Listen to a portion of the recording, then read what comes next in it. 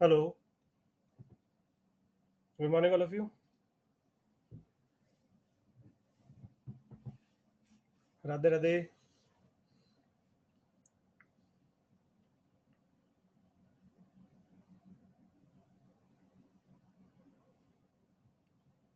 Thank you so much.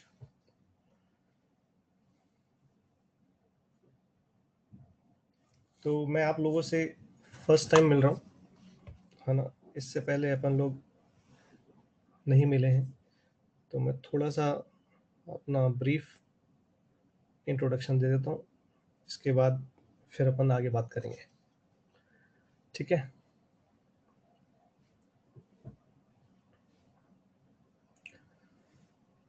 So myself, Shashikant Vaishnav, short में SKV, and I've been teaching here in Kota for last more than 15 years, है ना। And that's it. I will teach you mathematics. अभी तक आपको आकाश Gautam sir पढ़ा रहे थे, उन्होंने आपको मेनली अलजेब्रा पढ़ाया, है ना, और अलजेब्रा भी थोड़ा बहुत बचा हुआ है, ठीक है।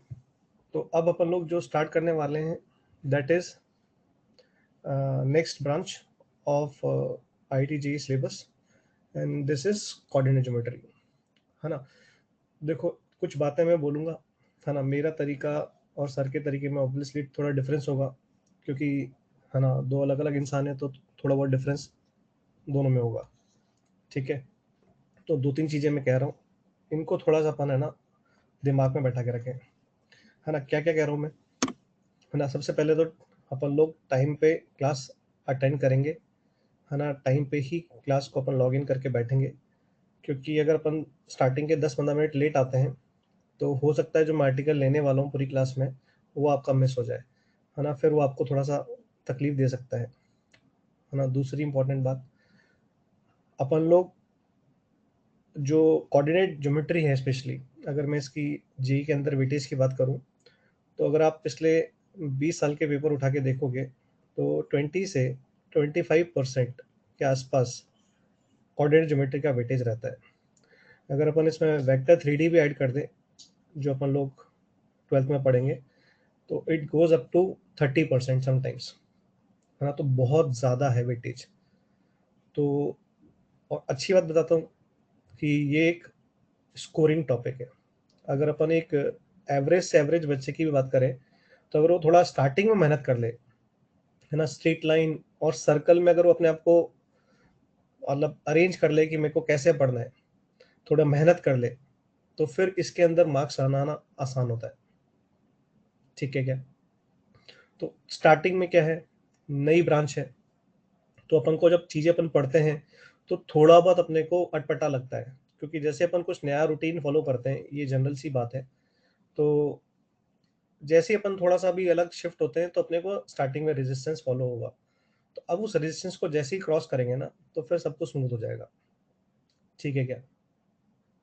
तो इसलिए मैं ये कहूँगा कि स्टार्टिंग में अगर अपन ने थोड़ा सा मेहनत कर लिया, ध्यान लगा लिया, वॉइस तो लो नहीं है, आप ईयरफोन लगा लो अगर आपके एंड पे लो है, क्योंकि मेरे डिवाइस पे सब कुछ बढ़िया है। मैं चेक करते आ रहा हूँ, साइड में मेरे को इंस्ट्रूमेंट में दिख रहा है, ठीक है ना। तो अब देखिए, मैं जो पहले बोल रहा हूँ, तो पहले मेरी बात को सुनते रहिए आप, है ना। नहीं तो फिर वो फ्लो बिगड़ जाता है, तो मुझे जो बातें पूरी बोलनी है वो, है ना, मिस हो जाएंगी फिर, ठीक है। तो मैं ये कह रहा था कि अपने को स्टार्टिंग के अंदर यहाँ पर क्या होगा ना, कुछ मैं जो बातें बोलूँगा, तो उसमें कहीं ना कहीं 6th 7th 8th 9th और 10th, इनमें से कोई भी ऐसा छोटा मोटा थ्योरम हो सकता है जो हमने पढ़ा होगा एनसीईआरटी में, वो मैं यूज़ में ले रहा हूँ। तो कई लोगों को लगेगा ये तो हमने पढ़ा ही नहीं है ना। तो अपन क्या करेंगे, अगर अपने को ऐसा फील भी होगा कि अपने ने ये नहीं पढ़ा हुआ है, तो अपन लोग उसको दिमाग में बैठाएंगे, और जब मैं क्वेश्चन में उसको यूज़ ले रहा हूँ, तो उसका दिमाग में अपन एक बैक ऑफ द माइंड में अपन उसको स्टोर कर लेंगे, है ना। क्योंकि देखो, कोऑर्डिनेट ज्योमेट्री बहुत बड़ी ब्रांच है ना। देखो, अपन अभी इंट्रोडक्शन करेंगे, है ना। इंट्रोडक्शन करने में अपने, है ना, 2 से 3 लेक्चर चल जाएंगे। फिर अपन स्ट्रेट लाइन चालू करेंगे, ठीक है। फिर अपन का सर्कल आएगा, है ना। स्ट्रेट लाइन के अंदर अपन पेयर ऑफ स्ट्रेट लाइन भी पढ़ेंगे, पेयर ऑफ स्ट्रेट लाइंस। ठीक है, सर्कल के बाद आएगा पैराबोला, एलिप्स एंड हाइपरबोला। अब ये पैराबोला, एलिप्स और हाइपरबोला जो है, ये जेईई के बहुत पसंदीदा चैप्टर्स हैं, है ना। अगर जे एडवांस के अपन पेपर्स को देखेंगे तो इनमें से क्वेश्चन जनरली आता ही आता है ना। इसे अपन कंबाइन करके कोनिक सेक्शन वर्ड बोल देते हैं जब चैप्टर पढ़ाते हैं। तो कोनिक सेक्शन के अंदर अपन लोग तभी अच्छा कर पाएंगे जब अपना स्ट्रेट लाइन और सर्कल अच्छा होगा, क्योंकि पूरा स्ट्रेट लाइन सर्कल का पूरा यूज इसमें आता है। ठीक है, इंडिविजुअल क्वेश्चंस तो स्ट्रेट लाइन में और सर्कल में पूछे जाते ही हैं, है ना। लेकिन अपन देखेंगे पैराबोला, एलिप्स और हाइपरबोला उसी स्टूडेंट का अच्छा होता है जिसका स्ट्रेट लाइन और सर्कल बहुत अच्छा है। आ रही बात समझ में आप लोगों को? ठीक है, अब दूसरी इंपॉर्टेंट बात क्या है कि जैसे मैंने कहा कि इसमें अपन लोग 9th 10th 8th के जो कॉन्सेप्ट्स हैं वो काम में आएंगे। तो अपन लोग, क्योंकि ये बहुत बड़ी ब्रांच है, तो अपन ये नहीं कर सकते कि सर ये नया कॉन्सेप्ट अपन ने पढ़ा नहीं था सर 8th क्लास में, सर आप इसका प्रूफ दे दो, है ना। इतना हम नहीं कर पाएंगे डिटेल में, क्योंकि ये खुद ही अपन जब पढ़ेंगे तो ये मान के चलो अराउंड 12 लेक्चर्स अपने को स्ट्रेट लाइन में जाएंगे। ठीक है, करीबन 10 से 12 ही सर्कल में जाएंगे, और 8 + 6 + 6 तो 20 लेक्चर सारी कोनिक में जाएंगे। तो ये खुद में बहुत बड़ा अपना एक पोर्शन है ना। तो अगर अपन बहुत ज़्यादा हर चीज़ के प्रूफ में जाएंगे तो देखो काम भी नहीं आता है पेपर में। जनरल रिजल्ट्स को अपने को अप्लाई करना आना चाहिए। तो जहाँ इंपॉर्टेंट होगा कुछ, कि जहाँ पे मुझे लगेगा कि इस प्रूफ से कुछ सीखने को है, तो वहाँ मैं देता हूँ। जैसे कैलकुलस में अपने को प्रूफ से सीखने को मिलता है ना। लेकिन ज्योमेट्री के अंदर प्रूफ से ज़्यादा कुछ सीखने को नहीं मिलता है ना। तो इसलिए यहाँ पर अपन लोग बहुत सारे प्रूफ में नहीं जाएंगे। ठीक है, और इन चैप्टर्स को अपन ये मान के चलें कि अपने को किसी भी हालत में स्ट्रॉन्ग करना ही करना है। मैं अपना इंट्रोडक्शन स्टार्टिंग में दे चुका हूँ। इसके अलावा मैं अपने पर्सनल बारे में कोई बात नहीं करूँगा, है ना। ना मैं करता हूँ। मेरे को जितना अपना नाम बताना था, मैं क्या पढ़ाऊँगा और मेरे कोटा में कब से पढ़ा रहा हूँ, क्या एक्सपीरियंस है, मैं सब बता चुका हूँ। कोई पर्सनल क्वेश्चन, मैं कहाँ से हूँ, क्या कर चुका हूँ, इससे किसी को कुछ लेना देना नहीं है, ना मैं बताना पसंद करता हूँ। ठीक है, तो अपना अपन पढ़ाई पे ध्यान रखें, क्योंकि सामने बैठे हुए स्टूडेंट्स, मुझे बताया गया है कि वो मैथ्स पढ़ने के लिए आए हैं और मुझे कहा गया है कि आप मैथ्स पढ़ाओगे। इतना सा मैं जानता हूँ। इसके अलावा जो कोई भी बेकार की बातें टाइप करेंगे या लिखेंगे, इससे मुझे कोई मतलब नहीं है। मैं उनके कमेंट्स को कंप्लीटली इग्नोर कर दूंगा, है ना। ये बात समझ लें अच्छे से, क्योंकि हर बैच के अंदर कुछ ऐसे बच्चे होंगे जो पढ़ाई के अलावा दूसरी बातें करने में जाएंगे। मैं इन बातों में बिल्कुल भी इन्वॉल्व नहीं हूँगा, है ना। ठीक है ना। मैं 15 ईयर से पढ़ा रहा हूँ। थोड़ा बहुत अगर तुम्हारे कोई ब्रदर सिस्टर कभी मेरे से एलन में या पहले बंसल में पढ़े हों, तो उनसे पूछ लेना। इस तरह की बातें करने का मेरा कोई नेचर है नहीं, है ना। मैं पढ़ाने में ही बिलीव करता हूँ, और बस अच्छे से पढ़ेंगे तो लेवल और अच्छापन करके अच्छे अच्छे इलस्ट्रेशन करेंगे। ठीक है, ठीक है। तो जब मैं पढ़ा रहा हूँ तो ध्यान से मेरी बातों को सुनेंगे अपन लोग, है ना। और उसके बाद फिर अगर कोई डाउट रहेगा तो मैं बता दूंगा। लेकिन अगर अपन सुनेंगे ही नहीं, मैं जब पढ़ा रहा हूँ तब अपना कुछ टाइप करने में टाइम लगाएंगे, तो फिर मैं इग्नोर कर दूंगा स्टूडेंट को। ठीक है क्या?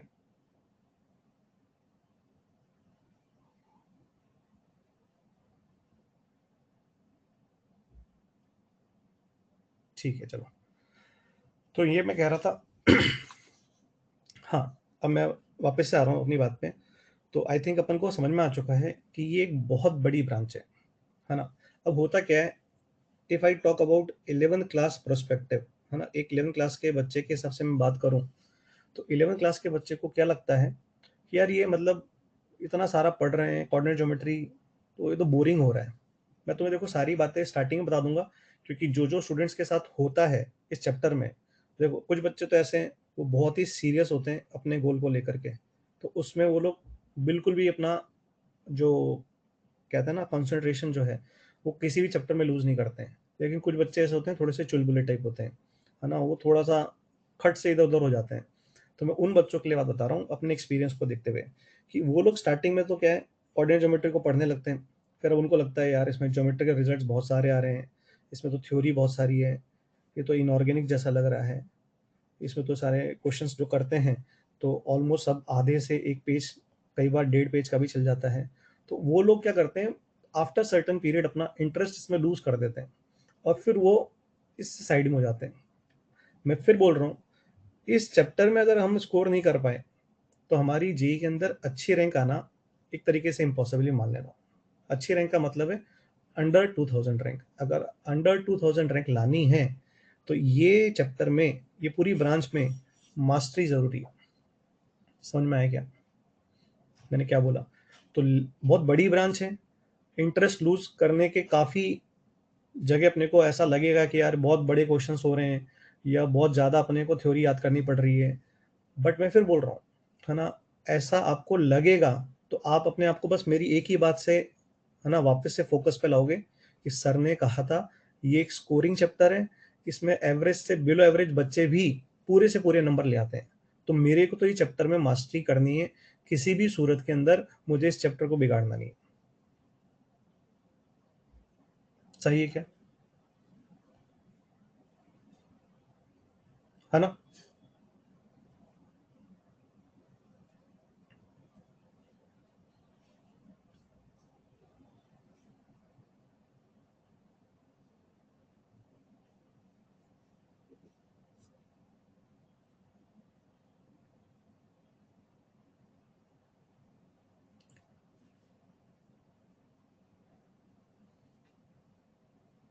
हेलो। देखो एक्चुअली देखो, देखो दूसरी और बात बताता हूँ। 11 क्लास के बच्चे के अंदर देखो अभी जैसे हुआ, स्क्रीन मैंने ही ऑफ करी थी सिर्फ ये चेक करने के लिए कि जो भी मैंने बात बोली वो कितने लोग फॉलो कर रहे हैं। मैंने कहा था थोड़ा पेशेंस रखेंगे, है ना, जल्दीबाजी में चुलबुलापन नहीं दिखाएंगे। जानबूझ के मैंने जस्ट अभी ये बात एक्सप्लेन करी सिर्फ चेक करने के लिए कि कितने लोग ये कर रहे हैं, कि मेरी बात को सुन रहे हैं ध्यान से। मैंने जानबूझ के स्क्रीन ऑफ करा था। पेशेंस रखना है। ये पेशेंस का पहला जो चेक था ना तुम्हारा, जितने भी लोगों ने फटाफट लूज कर दिया तो वो लोगों ने पहला पॉइंट लूज कर दिया, है ना। इसलिए जस्ट हैव पेशेंस। तो वो थोड़ा सा अपन, है ना, पेशेंस रखेंगे, ठहराव आएगा तो अपन ये जो चुलबुलेपन से अपनी मार्क्स लूज करते हैं ना, ये अपनी आदत खत्म हो जाएगी, है ना। मैं तुमको देखो कुछ अपने एक्सपीरियंस से ही बातें बता रहा हूँ, जिसमें मैंने देखा है कि बच्चे बहुत अच्छी रैंक ला सकते हैं, लेकिन छोटी छोटी जो उनकी हरकतें हैं उसके कारण वो धीरे धीरे बिल्ड होते हुए कई बार उनका सिलेक्शन इफेक्ट कर देती है ना। तो थोड़ा सा पेशेंस रखो। मैं कहीं नहीं जा रहा हूँ, तुम भी कहीं नहीं जा रहे हो, हमारा कल जेई का एग्जाम नहीं है। आराम से अपन अच्छे से पढ़ेंगे तो मेरे को भी मतलब और इंटरेस्ट आएगा कि हाँ बच्चे मेरी बात सुन रहे हैं। और अगर ये 5-10% बच्चे जो करेंगे तो इनको मैं इग्नोर कर दूंगा, लेकिन अपने को जो अच्छे बच्चे हैं उनका ध्यान ज़्यादा रखना है ना, जो पढ़ने एक्चुअली आए हुए हैं, है ना। इसलिए थोड़ा सा पेशेंस रखें। अभी अपन लोग फिजिकली अगर क्लास में होते तो ये सारी चीज़ें नहीं होती कि नेट बीच में डिस्टर्ब किसी का हो रहा है। अब कई बच्चों का भी नेट स्पीड प्रॉब्लम होगी। बट मेरे अंदर ये, मैं फर्स्ट क्लास नहीं ले रहा हूँ ऑनलाइन, मैं बता देता हूँ। एलियन की जब से सबसे पहली फर्स्ट क्लास अगर ऑनलाइन किसी ने लिए लाइव तो वो मैंने ही ली थी। तो मेरा पिछले 1.5 साल से चल रहा है लाइव क्लास का। तो मेरे पास ऐसे डिवाइसेस हैं जहाँ पर जैसी ही कोई दिक्कत आती है ना, तुमसे पहले मुझे पता चल जाता है, वहाँ पे ब्लिंक होने लग जाता है ना। वहाँ पर देयर आर अपैरेटस जो मुझे शो कर देते हैं एवरीथिंग, कैमरा, वॉइस, एनीथिंग। तो अगर कहीं होगा तो मैं खुद वेट करूंगा, मैं पढ़ाना स्टॉप कर दूंगा। लेकिन अगर सब कुछ सही चल रहा है, तुम्हारे एंड पे दिक्कत है, तो you have to check that, क्योंकि ये टेक्नोलॉजी ऐसी है, it has to be both ways. मेरे एंड पे सब कुछ सही है, तुम्हारे एंड पे थोड़ा प्रॉब्लम है, तो तुमको ऐसा ही लगेगा कि मेरी तरफ से कुछ प्रॉब्लम हो रही है। तो ये तुम्हें देखना पड़ेगा। मेरे एंड पे होगा, मैं फिर बोल रहा हूँ, before you come to know, मुझे पहले ही पता चल जाएगा, है ना। मैं इधर डिवाइस अपना सेटअप ऐसे करके रखा हुआ हूँ पूरा का पूरा। ठीक है। तो ये बात थोड़ा सा अपन, है ना, ध्यान में रखें यार, है ना, और कुछ नहीं है। कुछ बीच में मिस होता है, मत घबराओ। इसकी पूरे लेक्चर की रिकॉर्डिंग भी तुम्हारे पास होगी, है ना, तो रिकॉर्डिंग तुम आराम से देख सकते हो। ठीक है। जो अब मैंने समराइज कर देता हूँ। ठीक है, अब मैं समराइज कर रहा हूँ कि ये एक इम्पॉर्टेंट ब्रांच है ना। इसमें काफ़ी टाइम लगेगा, पूरा अपन वन गो में ही खत्म करेंगे। जैसे अभी एलजेब्रा अपन ने पूरा नहीं खत्म किया है, क्योंकि उसमें कई और चीज़ें इस्तेमाल होंगी, तो इसलिए अपन ने उसके टॉपिक्स को छोड़ा हुआ है अभी। अभी अपन जो पढ़ेंगे इसमें अपन पूरा स्ट्रेट लाइन, फिर सर्कल, फिर पूरा कोनिक सेक्शन, जिसमें पैराबोला, एलिप्स और हाइपरबोला चलेगा। तो it will take time, you have to make your concentration, है ना। You have to motivate yourself, मैं भी करता रहूँगा। अभी मैंने तुम्हें सबसे इम्पोर्टेंट बात बताई है, जहाँ पे भी थोड़ा-सा लगे कि भाई सर ये तो चैप्टर मतलब थ्योरेटिकल ज़्यादा हो रहा है, स्टार्टिंग में लगता है बच्चों को, बट एक ही चीज़ दिमाग में बैठानी है, ये एक स्कोरिंग टॉपिक है, वेटेज बहुत ज़्यादा है और इसमें नंबर लाना आसान है अगर स्टार्टिंग में मेहनत कर ली जाए तो। इमीडिएटली जो अपन ने चैप्टर्स अभी पढ़े हैं, जो इसमें काम आएँगे बता देता हूँ मैं। Quadratic equation, sequence and progression, ठीक है, एंड डिटर्मिनेंट, ये अपन कह सकते हैं इमीडिएटली काम आएगा। और कुछ जगह पे you will see use of SOT and compound angle also. तो मैं ये मानते चल रहा हूँ कि इनके सारे नोट्स तुमने अच्छे से पढ़े हुए हैं, कंपाउंड एंगल के सारे फॉर्मूले तुम्हें आते हैं, डिटरमिनेंट की प्रॉपर्टीज और उन्हें एक्सपेंड करना तुम्हें इजीली आता होगा। हाँ, लॉग भी काम आएगा बेटा, बिल्कुल। लॉग देखो, सारा जो पीछे पड़ा है वो कहीं ना कहीं काम आएगा, बट ये मैं बता रहा हूँ ज्यादातर ये चीजें तुम्हें स्टार्टिंग में दिख जाएगी यूज में, ठीक है। कंपाउंड एंगल होगा जिसके अपने को कुछ फॉर्मूलेज अपने को बीच में देखेंगे। नहीं, जिसको कोई भी अगर दिक्कत आती है मेरे समझाने के बाद, तो मैं अनम्यूट कर दूंगा, है ना, वो अपना डाउट बोल सकता है, कोई दिक्कत नहीं है। अगर अपने को लगेगा कभी ज़्यादा अपना टाइम वेस्ट कर रहे हैं, तो फिर उसके लिए अपन आखिरी में रख लिया करेंगे, ठीक है। कोई टेंशन नहीं है, अपने को देखो अच्छे से पढ़ना है, और मैं ये चाहूँगा कि अपन बहुत अच्छे से उसको कवर करें। हाँ, जो बच्चे पढ़ नहीं रहे होंगे और ऊटपटांग डाउट कर रहे होंगे, उनको मैं स्टार्टिंग में आइडेंटिफाई करके फिर इग्नोर करने लग जाऊँगा, है ना? क्योंकि फिर अपना वो टाइम वेस्ट करेंगे। तो बाकी अगर कोई जेन्युइनली पढ़ रहा है और अपना कुछ क्वेश्चन पूछ रहा है, there will be no issues, ठीक है? तो स्टार्ट करें क्या? Should we start?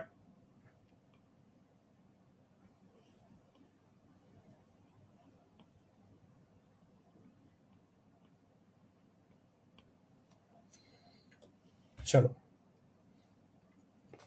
So let us begin with the next branch, that is coordinate geometry, ठीक है। अब इसमें क्या है, देखो नाम से ही समझ में आ रहा है, coordinate with geometry. Class notes लिख सकते हैं। देखो, मैं इसका हैंडआउट एडीसी पे शेयर करूंगा, वो एडीसी पे अवेलेबल रहेगा। तुम अभी के अभी क्लास के बाद डाउनलोड कर सकते हो, तुम 2 घंटे बाद डाउनलोड कर सकते हो। इस नोट्स से तुम घर पे बैठ के जब रिवीजन करोगे, अच्छा मैं एक दो बातें और बता देता हूँ अपने जो मेरा तरीका है कि मैं अभी पढ़ाऊंगा, तो तुम्हें साथ के साथ नोट्स बनाने की आवश्यकता नहीं है। ये हैंडआउट मैं शेयर करूंगा, घर पे आके मेरा प्रोसेस ये रहता है, मैं बच्चों को कहता हूँ कि आज का जो लेक्चर है वो अच्छे से अपन रिवाइज करें। तो अपन क्या कर सकते हैं, जो मैं हैंडआउट दूंगा उससे अपन अपने खुद के नोट्स बनाएंगे, है ना। अपनी कॉपी अपन ने बना रखी होगी, तो अपन सारे जब नोट्स लिखेंगे तो अपने को पता है कि आज क्लास में क्या पढ़ा है, अपना रिविजन हो गया है। फिर जितने भी क्वेश्चंस मैं कराऊंगा, इलस्ट्रेशंस में कराऊंगा, तो वो आप एक अपने कॉपी में तो अब लिखोगे ही लिखोगे, लेकिन एक रफ शीट पे पहले लिखना और उसको बगैर देखे रिकॉल करना कि सर ने इसमें क्या बताया था आफ्टर रीडिंग नोट्स। तो उससे क्या होगा, आपका खुद का, है ना, दिमाग थोड़ा खुलेगा। होता क्या है, जनरली बच्चे सिर्फ नोट्स की रीडिंग मारते हैं, सॉल्यूशंस की रीडिंग मारते हैं, तो उससे देखो काम बनता नहीं, है ना। अभी भी अपन ऑनलाइन है तो शीट के भी सॉल्यूशन प्रोवाइड कर देते हैं, रेस के भी कर देते हैं।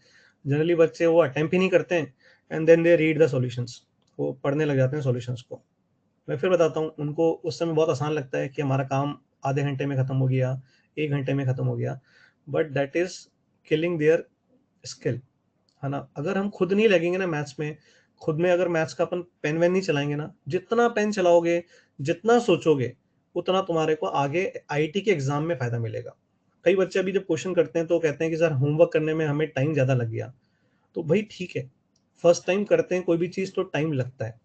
आपको आज मैंने मान लो, आज तो नहीं हो पाएगा, लेकिन कभी मान लो 15 क्वेश्चन होमवर्क में दिए, तो हो सकता है उसमें से जो 10 क्वेश्चन बहुत ईजी हो, वेरी इजी, आप इसको फटाफट फर्स्ट अटेम्प्ट में कर लो। और 5 क्वेश्चन जो हैं वो आपके थोड़े टफ हों या मॉडरेट हों, तो उनमें से आपको मान लो कि एक दो आपने थोड़ा फाइट मारी हो गया, लेकिन 3 से 4 मान लो आपसे हो ही नहीं रहे, और आपने क्या करा, छोड़ दिया उसको कि यार चलो सोल्यूशन देख लेता हूँ। बट यही गलत है ना। अगर हमने इस पे फाइट मारी, अच्छे से सोचा, क्यों अच्छे से सोचा, क्योंकि अगर हमने सारी थ्योरी जो मैंने पढ़ाई है, अगर उस पर हमें कॉन्फिडेंस है कि हमने पढ़ा हुआ है, तो अपन डेफिनेटली अगर इन 3 से 4 जो मॉडरेट सवाल पे अपना दिमाग लगाएंगे, तो इससे भले हमारा टाइम लग जाए, आधा घंटा 1 घंटा एक्स्ट्रा लग जाए, लेकिन हमारा दिमाग में इतनी सारी चीज़ें चल रही होंगी उस क्वेश्चन को लेकर के कि हमारा दिमाग डेवलप हो रहा होगा, है ना? That will help us in future. तो मैं एक ही चीज़ बोलता हूँ मैथ्स में, जो बच्चे ने पेन चलाया, पेन चला-चला के अच्छे से कॉपी पे लिखा, पेन घिसा अपना, एक सिंपल भाषा में बोलूँ, वो बच्चा डेफ़िनेटली जेईई में बहुत अच्छा करता है। जिसकी मैथ्स अच्छी होती है, उसकी फिज़िक्स भी अच्छी होती है और उसकी फिज़िकल केमिस्ट्री भी अच्छी होती है। ये मेरा एक जनरल परसेप्शन है जो मैंने बच्चों में स्टूडेंट्स को पढ़ाते हुए ऑब्ज़र्व किया है। तो मैं फिर बोलूँगा, अगर अभी तक कोई बच्चा ऐसा है जो सिर्फ़ सॉल्यूशन पढ़ लेता है क्वेश्चन नहीं होने के बाद, तो बिल्कुल भी ये काम मत करो, अभी बंद कर दो, क्योंकि अपने पास बहुत टाइम है अभी भी। लेकिन अगर ये आदत तुमने और ड्रैग कर ली 2-3 महीने तक, तो तुम अपने पूरे स्किल को और अपने पूरे टैलेंट को खत्म कर दोगे। बिल्कुल भी सॉल्यूशन पे मत जाओ। Stick to whatever I am teaching you और the teachers are teaching you. Follow the LN material, and one golden rule of every topper of ITG or any topper of LN, if you ask them, solve LN material 3 times, at least 3 times. LN के material को अगर आप 3 बार solve कर रहे हो तो बस ये मान सकते हो कि आपकी बहुत अच्छी तैयारी है। बस उसके बाद आपके टेस्ट पेपर्स हैं, उसको भी आप एनालिसिस करो। मैं टेस्ट जब होगा तब बताऊंगा कि टेस्ट पेपर को अपन कैसे अटेम्प्ट करते हैं, उसका एनालिसिस कैसे करना चाहिए, ये सब मैं बताऊंगा आगे जब अपना टेस्ट पेपर आएगा तब। तो अभी अपना जितना भी मटेरियल है ना, उसको कोशिश करो कम से कम 3 टाइम्स यू शुड रिवाइज, है ना? पहला अटेम्प्ट तो ये होता है जब टीचर ने होमवर्क दिया तो आप फर्स्ट अटेम्प्ट करते हो, फिर आप करते आते हो तो शीट खत्म हो जाती है। तो आपने जैसे टीचर ने 15 क्वेश्चंस दिए, फिर अगले दिन 20 दिए, फिर कभी 10 दे दिए, आप करते गए और आपने पूरा शीट सॉल्व कर लिया। ये फर्स्ट अटेम्प्ट होता है। अब आपको सेकंड अटेम्प्ट करना है पूरी शीट सॉल्व होने के बाद। अब इसमें क्या होता है, बहुत सारे बच्चे ये कहते हैं कि सर नेक्स्ट चैप्टर स्टार्ट हो गया। अब नेक्स्ट चैप्टर स्टार्ट हो गया तो प्रीवियस वाला कैसे करें? बस यहीं पर ही एक बच्चे का जो टाइम मैनेजमेंट है ना और उसका जो दिमाग है, उसका गेम चालू होता है।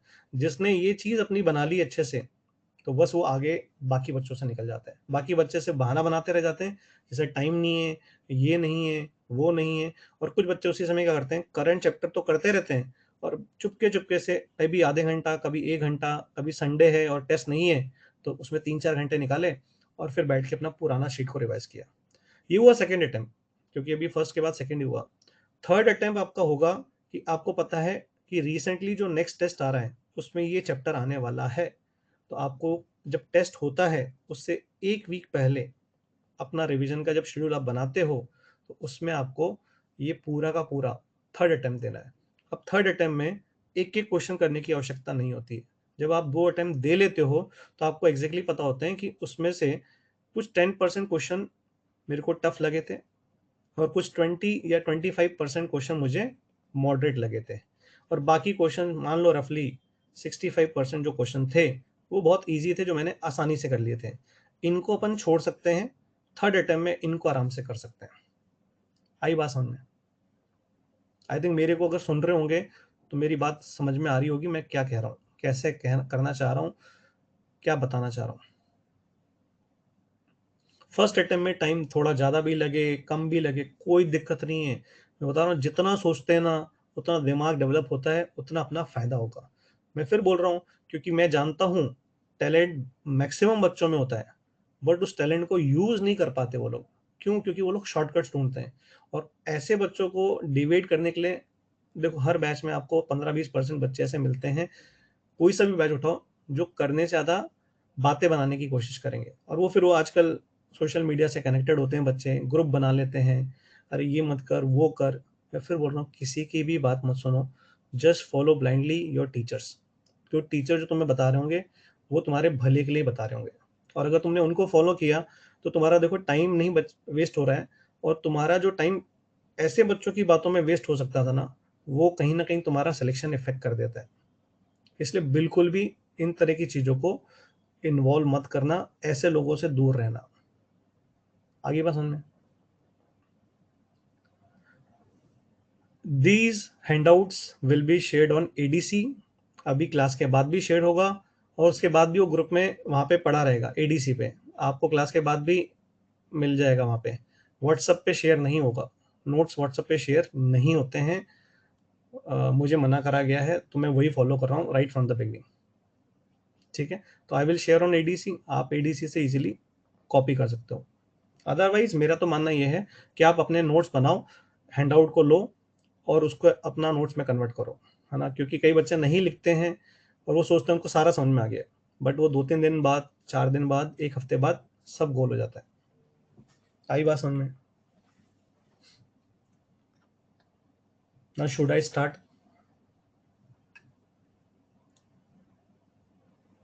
चलो ठीक है, I think we have done.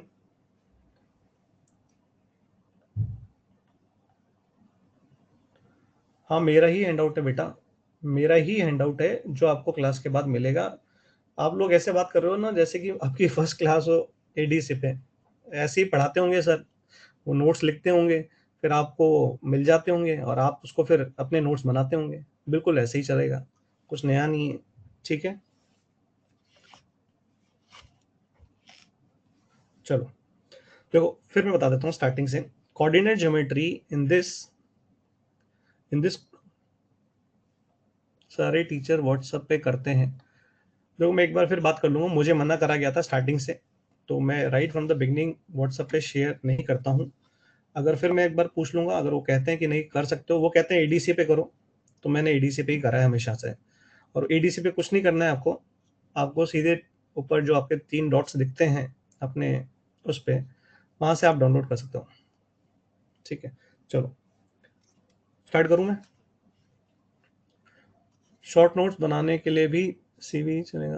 देखो मैथ्स में थोड़ा सा मेरा डेविएशन है, I don't believe in short notes in maths, है ना, फॉर्मूले होते हैं, कॉन्सेप्ट्स होते हैं, यहाँ पर ऐसी कोई चीज़ें नहीं है केमिस्ट्री की तरह या किसी की जगह जो अपन बोले कि ये इतना सा पोर्शन बहुत इंपॉर्टेंट है ना। थोड़ा सा मैं यहाँ पर बोलूँगा मैथ्स में मेरे अकॉर्डिंगली शॉर्ट नोट्स का मतलब कोई खास फायदा नहीं है, सिर्फ बेकार की बात है, छोटा अपन ने कुछ बना लिया और अपन सोचते हैं उससे रिवीजन हो जाएगा।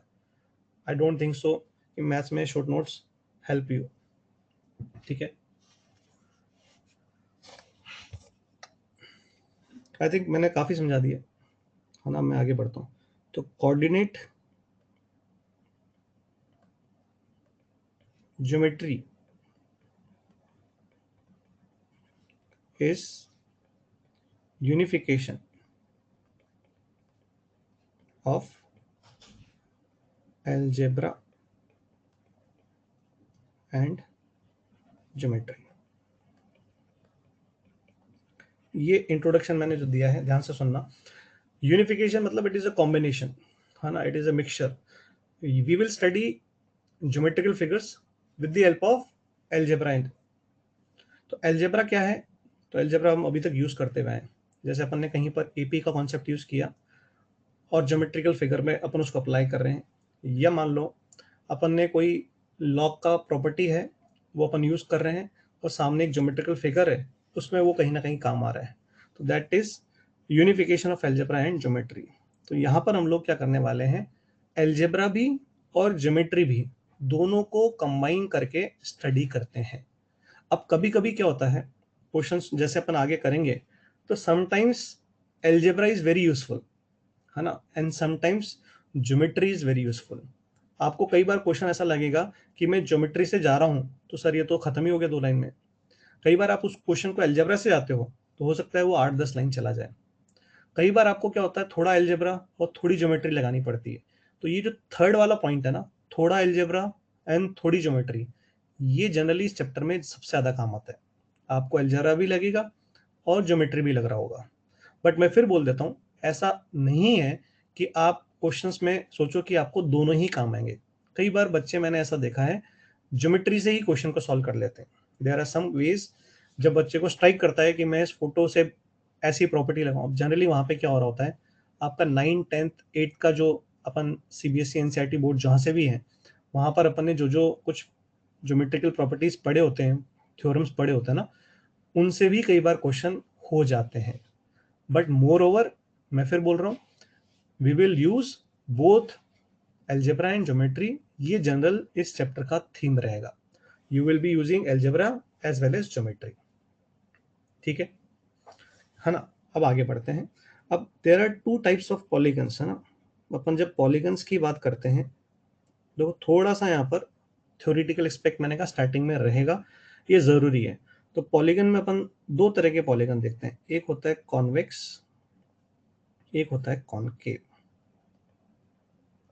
अब देखो यहां पर अपने को ये बताना जरूरी क्यों है, ये बताता हूं मैं। क्योंकि आप जब जेई के सिलेबस की बात करते हो तो आपको सिर्फ कॉन्वेक्स पॉलीगन से ही डील करना पड़ता है, आप कॉनकेव से डील नहीं करते हो। तो बच्चे क्या होते हैं, जब चैप्टर आगे पढ़ते हैं तो उनको जितने भी फोटो दिखते हैं वो एक पर्टिकुलर तरह के फोटो दिखते हैं, तो उनको पता नहीं रहता कि वो सिर्फ डील कर रहे हैं कॉन्वेक्स से। अब what is convex and what is concave, तो ये मैं समझाता हूँ थोड़ा सा। तो सबसे पहले अगर अपन कॉन्वेक्स पॉलीगन की बात करें, पॉलीगन, कॉन्वेक्स पॉलीगन, तो कॉन्वेक्स पॉलीगन एक ऐसा पॉलीगन है जिसके अंदर कोई भी इंटीरियर एंगल 180 को क्रॉस नहीं करता है, यानी कि each interior angle is less than 180 degrees. बात समझ में आई मैंने क्या बोला? तो बहुत सिंपल लैंग्वेज यूज कर रहा हूं, मैं ज्यादा अंग्रेजी नहीं बोलूंगा, क्योंकि ज्यादा अंग्रेजी बोल दूंगा तो फिर कुछ बच्चों को शायद समझ में नहीं आए, तो I will be using mixture. Okay, ठीक है। सो कॉमन लैंग्वेज में कैसे कहते हैं, what is convex polygon, each interior angle is less than 180 degree. तो here each interior angle is less than 180 degree. ये तो होगी सिंपल भाषा। अब इसको अपन थोड़ा फोटो से भी समझते हैं, है ना। क्या फोटो से समझते हैं, जैसे कि अपन एक पॉलीगन बनाते हैं,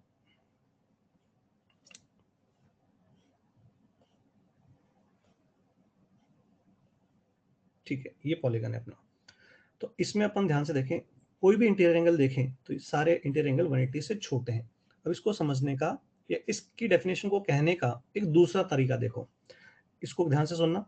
if you pick any two consecutive vertices, मैंने क्या बोला, एनी टू कंजिक्यूटिव वर्टाइसेस, आप कोई भी दो कंजिक्यूटिव वर्टाइसेस को पकड़ लो। कंजिक्यूटिव का मतलब समझते हैं सब लोग, आया ना बोलो।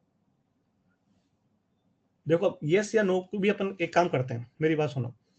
यस के लिए अपन 1 यूज करेंगे और नो के लिए अपन 2 यूज करेंगे, ताकि अपने को यस या नो नहीं यूज करना पड़ेगा। तो 1 for yes and 2 for no, ठीक है। चलो वेरी गुड। तब if I take any two consecutive vertices and if I join them, we know a line will be formed, 1 or 2।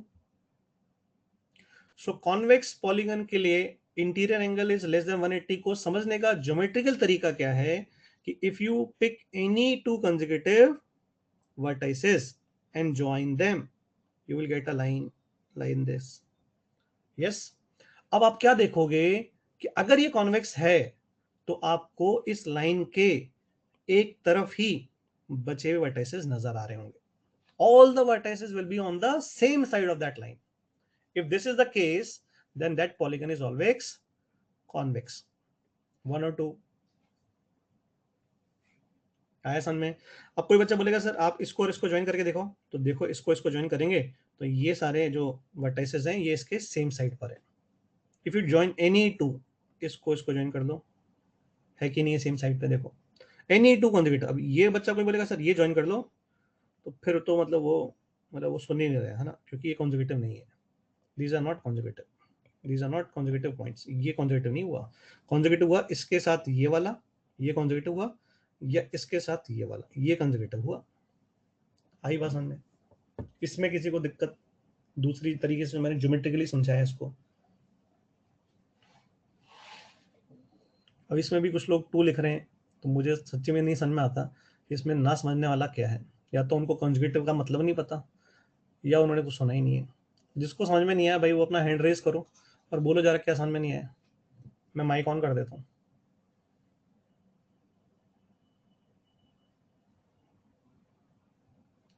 Two means no doubt नहीं, 1 means okay and 2 means not okay. समझ में आया मतलब 1, नहीं समझ में आया मतलब 2। तो मैं अगर किसी को समझ में नहीं आया तो माइक ऑन करूँ, अगर वो अपना डाउट बोलना चाहता है तो बोले। वैसे इसमें कुछ ऐसा है नहीं, देखो अगर उसने मेरे को सुना है ध्यान से तो समझ में आ गया होगा, ठीक है। चलो आगे बढ़ता हूँ। सो कॉन्वेक्स पॉलीगन को हम कैसे बोलते हैं? इसके अंदर हर एक interior angle is less than 180 degree.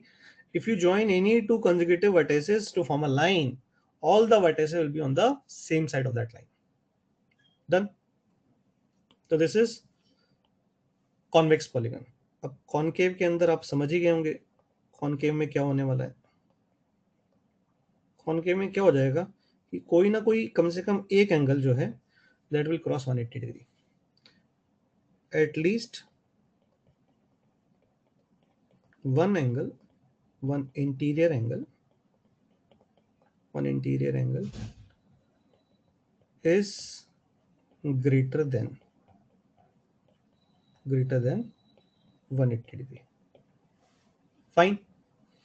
अब इसमें अगर ज्योमेट्रिकली जैसे मैंने उसमें समझाया वैसे समझाऊं मैं, तो इसमें क्या होगा कि अगर आप कोई भी एक कॉन्जिक्यूटिव पेयर को ज्वाइन करके लाइन बनाओगे तो there will be at least one pair जिसके तरफ आप जब लाइन ज्वाइन करोगे तो कुछ वर्टिसेस वन साइड होंगे और कुछ एक साइड होंगे. फॉर एग्जांपल अगर मैं ये वाला फोटो बनाऊं इस तरह के पॉलीगन का, आई थिंक आप सब लोगों को दिख गया होगा कि सर ये वाला एंगल देखो 180 से बड़ा हो चुका है. तो at least one angle is greater than 180. तो ये वाला एंगल आपको 180 से बड़ा दिख चुका है. तो ये जो पॉलीगन है इसे अपन कॉनकेव कहते हैं. अब बच्चे यहाँ पर बोलेंगे सर ज्योमेट्रिकली बताऊं, तो सर ये देखो ये दोनों ज्वाइन कर लो तो सर आपको देखो सब एक साइड पे दिख रहे हैं. सर देखो आप ये दोनों ज्वाइन कर लो तो सब आपको एक तरफ दिख रहे हैं. सर सर आप इसको ज्वाइन कर लो तो सर देखो आपको एक तरफ दिख रहे हैं. मैंने कहा चलो ऐसा करो इसको और इसको ज्वाइन करो. तो अब बताओ अब क्या हो गया, इस तरफ और इस तरफ भी आ रहा है तो दोनों साइड पे आ रहे हैं. तो आपको हर एक कॉन्जुगेटिव पेयर के लिए चेक करना है. ऐसे नहीं कि आप इसको मुझे दिखा दो और बोलो कि सर देखो ये तो एक तरफ आ गया, आपने तो कहा था एक तरफ होनी चाहिए. ऐसा नहीं कहा है मैंने. आप कोई भी एक ऐसे पेयर को ज्वाइन करोगे तो जितने भी पेयर से जो पॉसिबिलिटीज बन रही हैं उन सबके लिए ट्रू होना चाहिए. इस फिगर के अंदर आप कोई भी दो कॉन्जुगेटिव को ज्वाइन करोगे तो सबके लिए ट्रू था, लेकिन इसमें नहीं ट्रू. क्या कॉनकेव और कॉन्वेक्स पॉलीगन के अंदर आइडिया समझ में आया? वन और टू.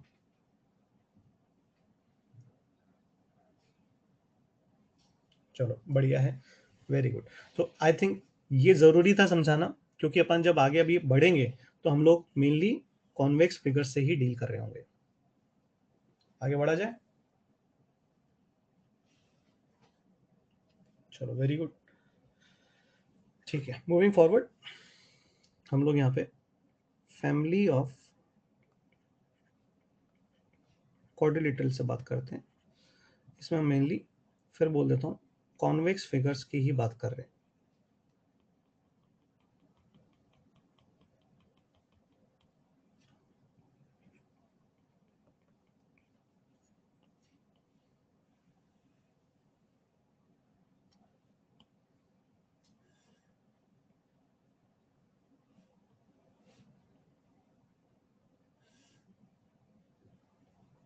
देखो ये एक मैं चार्ट बना रहा हूँ. इसमें अपन लोग जो जो मेन फिगर्स जिनसे डील करते हैं ज्योमेट्री में आईआईटी जे के सिलेबस के लिए वो मैं बताऊंगा. और मैं एक्स्ट्रा भी एक दो बता दूंगा जो अपने को सिर्फ नॉलेज के लिए पता होना चाहिए, ज़्यादा क्वेश्चंस में काम आए ऐसा ज़रूरी नहीं है ना. मेनली अपने को रेक्टेंगल है, स्क्वायर है, रोम्बस है ना, पेलोग्राम है. ठीक है, थोड़ा बहुत कभी कभी ट्रेपेजियम आ जाता है. तो इनसे अपने को मेनली डील करना है. तो मैं थोड़ा सा इनके बारे में इंट्रोडक्शन दे रहा हूँ. आई होप सबको ये नाम सुने हुए हैं और बेसिक आइडिया सबको होगा. तो सबसे पहले अपन लोग यहाँ पे पैरेललोग्राम, ठीक है, पैरेललोग्राम से डील करेंगे. इसको मैं शॉर्टकट में ऐसे लिख देता हूँ पैरेललोग्राम को. और बस ऐसे ही मतलब इसका शॉर्टकट में नाम मैंने लल्लाग्राम लिख रखा है ना. ये एल और L and then G M, तो मैं लल्लाग्राम बोल देता हूँ. तो कई बार बच्चे कंफ्यूज हो जाते हैं सर ये क्या था, तो पैरेललोग्राम को ही मैं लल्लाग्राम कहता हूँ. ठीक है ना. चलो अब पैरेललोग्राम क्या होता है अगर मैं किसी से भी पूछूं तो आई थिंक सबने पढ़ा हुआ है कि सर पैरेललोग्राम ये होता है, ऐसा होता है, वैसा होता है. Everybody knows. अब यहाँ पर मैं दो तीन बातें बोलूंगा पैरेललोग्राम के बारे में. This is A B C and D. अब जैसे मैं कोई क्वाड्रेटल है, मैं चाहता हूं कि आप उसे चेक करो कि वो पैरेललोग्राम है कि नहीं है, तो आप कैसे चेक कर सकते हो? तो सर आप ये प्रूव कर दो कि A B is equals to C D and A D is equals to B C. अगर आप सर ये प्रूव कर देते हो तो सर ये पैरेललोग्राम हो जाएगा। अच्छा, या सर आप ऐसे नहीं करना चाहते हो तो सर आप ऐसा करो, अपोजिट साइड्स को पैरेलल दिखा दो sir, this is this and A D is parallelogram to B C. Sir ये बता दो आप, हाँ या ना? या सर आप ऐसा करो, एक साइड आप पकड़ लो पेयर का, आप इसको इक्वल प्रूव कर दो और इसको पैरेलल प्रूव कर दो, हाँ या ना? हाँ या ना? यहाँ पर किसी को कोई दिक्कत? या सर आप ऐसा करो, diagonals bisect each other, diagonals bisect each other। शायद 6th-7th क्लास में अपन पढ़ते हैं कि कोई भी अगर अपना क्वाड्रेटल जो है वो पैरेललोग्राम है तो उसकी अपोजिट जो साइड्स हैं वो इक्वल होती हैं, पैरेलल होती हैं, और उसके जो डायगोनल्स हैं वो एक दूसरे को बाइसेक्ट करते हैं। आई थिंक ये सबको पता होगा। अगर किसी को नहीं पता है तो उसी के लिए मैंने ये सब लिखा है, और नहीं पता है तो ये पता होना चाहिए। इसमें 2 लिखने का, एक स्टूडेंट ने 2 कहीं किसी ने लिखा था, मुझे समझ में नहीं आया कि उसने 2 क्यों लिखा है। ये तो पता होना चाहिए। और फिर मैं बोल रहा हूँ, अगर ऐसी बातें नहीं पता है तो you should remember them now. इसीलिए मैं ये बेसिक्स से स्टार्ट कर रहा हूँ, ठीक है क्या?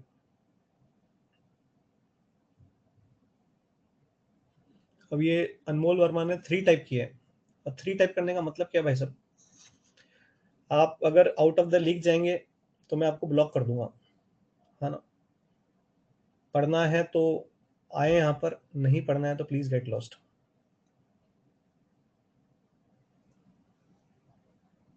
बिल्कुल भी है ना, फोकट की नेतागिरी ना करें, है ना? मैं कोई 1-2 साल पढ़ाने वाले जो नए टाइप के टीचर होते हैं वो नहीं हूँ, है ना? 15 ईयर्स से ज़्यादा एक्सपीरियंस है, तो मेरे सामने ये बेकार की बातें नहीं चलेंगी, है ना?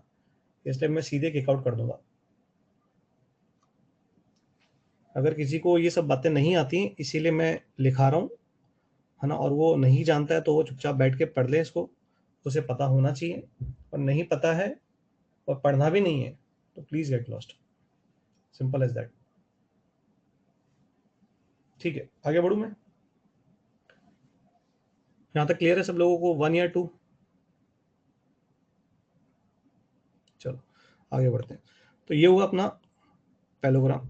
अब पैलोग्राम के अंदर ही अपन आगे बढ़े तो वी विल सी कि अपन लोग डील करते हैं एक तो रेक्टेंगल से, और अपन पैलोग्राम के स्पेसिफिक फॉर्म पे जा रहे हैं, and we deal with rhombus. ठीक। अब आई थिंक अगर मैं किसी से बोलूँ रेक्टेंगल इज अ पैलोग्राम तो किसी को कोई डाउट नहीं होना चाहिए कि रेक्टेंगल इज अ पैलोग्राम। मैं बोलूँ रोम्बस इज अ पैलोग्राम तो किसी को डाउट नहीं होना चाहिए। अब स्पेसिफिकली एक पैलोग्राम रेक्टेंगल कैसे बनता है, तो थोड़ा सा एक बेसिक सा जो डिफरेंस यहाँ जाता है वो ये कि यहाँ पर आपके जो ये एंगल है, it has to be 90 degree, है ना? तो बहुत बेसिक बता रहा हूँ, है ना? इसमें कुछ ना समझ में आए किसी को कोई जरूरत ही नहीं है, लेकिन बेसिक से बताना इसलिए जरूरी है क्योंकि ये सब आगे जब क्वेश्चंस करेंगे तो काम आएगा। रोम्बस के बारे में काफी इंपॉर्टेंट है रोम्बस, और रोम्बस के क्वेश्चंस हमें काफी देखने को मिलते हैं आगे। रोम्बस में क्या है कि opposite sides are equal, parallel. अब साथ में क्या हो जाता है, सारी साइड्स इक्वल हो जाती हैं। तो किसी बच्चे से मैं पूछता हूँ कि स्क्वायर क्या होता है, तो वो सीधे बोलते sir all sides are equal, तो then we can say parallelogram is a square. तो ये गलत है क्योंकि रोम्बस भी है, रोम्बस में भी सारी साइड्स बराबर होती हैं। तो अगर अपन रोम्बस की स्पेसिफिक प्रॉपर्टी की बात करें तो यहाँ पर आई थिंक सबको पता होगा, बहुत इंपॉर्टेंट, जो इसकी डायगोनल्स हैं they will intersect at 90 degree. तो सर इसमें कौन सी बड़ी बात है? ठीक है, तो बट अगेन इसके जो डायगोनल्स हैं वो अनइक्वल होते हैं, D1 D2 जरूरी नहीं कि बराबर हों। आई थिंक सबको पता होगा, है ना? Diagonals intersect at 90 degree and they are not in general equal rhombus के केस में, हाँ या ना? ठीक है। अब इसमें बहुत इंपॉर्टेंट एक प्रॉपर्टी जो मैं बता रहा हूँ, इसे बहुत ध्यान से दिमाग में रखेंगे, ये बहुत काम आता है। देखो फिर मैं बोल रहा हूँ, ये किसकी कैटेगरी में है? पैलोग्राम की कैटेगरी में है। तो जो पैलोग्राम की जो ये प्रॉपर्टीज बताई हैं, ये तो फॉलो होंगी ही होंगी इनमें, तो मैं बार बार लिखूंगा नहीं उसको, बट उसके अलावा इसमें क्या स्पेसिफिक प्रॉपर्टी है, मैं वो डील कर रहा हूँ यहाँ पे। ठीक है, तो यहाँ पर स्पेसिफिक प्रॉपर्टी क्या है कि इसके जो डायगोनल्स हैं वो एंगल बाइसेक्टर का काम करते हैं। बहुत बहुत important point, diagonal is acting as angle bisector. ये एंगल अगर मान लो पूरा कितना है, 60 डिग्री होता, तो ये जो डायगोनल है इसको बाइसेक्ट करके इसको 30 और इसको 30 बना देता। समझ में आया क्या?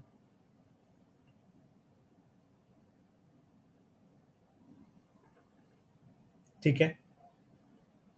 अब अगर मैं एरिया ऑफ रोम्बस पूछूं तो क्या बताओगे? What is area of rhombus? क्योंकि रेक्टेंगल का एरिया तो मैं पूछूंगा नहीं, है ना, लेंथ इनटू विड्थ होता है, सबको पता है। रोम्बस का एरिया क्या लिखेंगे अपन? डायगोनल्स की लेंथ d1 d2 है, तो वेरी गुड,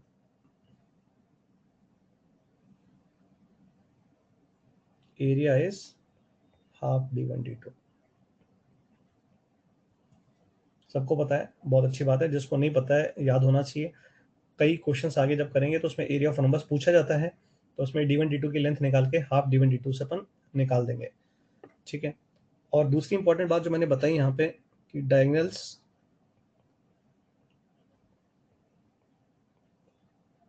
इंटरसेक्ट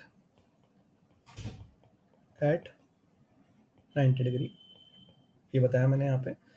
और दूसरी बात क्या बताई मैंने इसके अलावा? Diagonal is angle bisector, angle bisector. अब पूरा तो मैं लिखूंगा नहीं क्योंकि मुझे पूरा चार्ट बनाना है, तो डायगोनल्स इज एंगल बाइसेक्टर, और मैं यहाँ लिख रहा हूँ सी फिगर। आई थिंक सबको फिगर से समझ में आ चुका है कौन सा एंगल का बाइसेक्टर है ना। आई थिंक इसमें कोई डाउट नहीं है। यहाँ पर भी ये एंगल और ये वाला एंगल बराबर होगा, है ना। वो थीटा होगा या अल्फा होगा, वो अलग बात है। ठीक है क्या? यहाँ तक क्लियर है?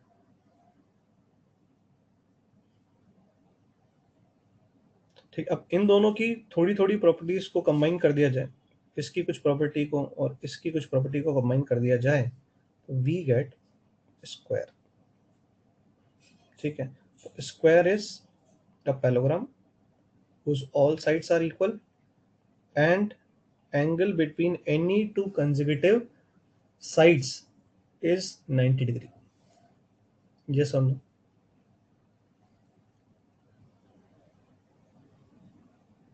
ठीक है। अब यहाँ पर दोनों डायगोनल्स इसके बराबर होंगे, तो इसकी साइड लेंथ अगर मैं बोल देता हूँ a है ना, तो इसका एरिया अपन ऑब्वियसली ए स्क्वायर बोलते हैं। लेकिन अगर इसका डायगोनल की बात करें ना, तो इसके डायगोनल की लेंथ डी है, तो दूसरा भी डायगोनल डी ही होगा। तो अगर हम उस हिसाब से देखें तो it is half D square. d1 d2 को देखो यहाँ पे इक्वल कर दोगे तो हाफ डी स्क्वायर बन जाएगा। क्लियर है क्या? इसके दोनों डायगोनल्स इक्वल हैं। इसमें भी आपके जो डायगोनल्स है वो एंगल बाइसेक्टर का काम कर रहे हैं, जैसे कि रोम्बस में कर रहे थे, बट इसमें डायगोनल्स की लेंथ इक्वल है। रेक्टेंगल में भी इक्वल होते हैं। यस, रेक्टेंगल में डायगोनल्स आर इक्वल, इसमें तो ये तो पूछने वाली बात ही नहीं है। ये ए और ये बी है, तो पाइथागोरस से ये अंडर रूट ए स्क्वायर प्लस बी स्क्वायर। अब ये है तो ये भी ए होता है, ये बी है तो ये भी बी है, तो ये डायगोनल की लेंथ भी under root of A square plus B square. हाँ, तो आई थिंक इतना ज्योमेट्री सबको पता होगा। यहाँ तक जो मैंने इंट्रोडक्शन दिया है इन फोटोज का, आई थिंक सबको क्लियर है। एंड फिर मैं बोल देता हूँ, इस पॉइंट को और इस पॉइंट को अच्छे से दिमाग में रखें। क्लियर? आगे बढ़ा जाए।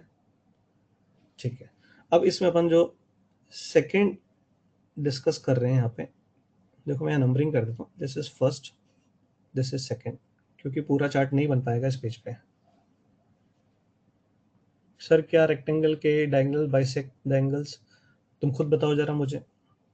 मैं तुमसे अगर पूछूं यहाँ पे, ये है क्या ये इसको और इसको बाइसेक्ट कर रहा है कि नहीं कर रहा, तुम बताओ जरा यार। थोड़ा बहुत तो अपन लोग जानते ही है ना, क्या नहीं जानते?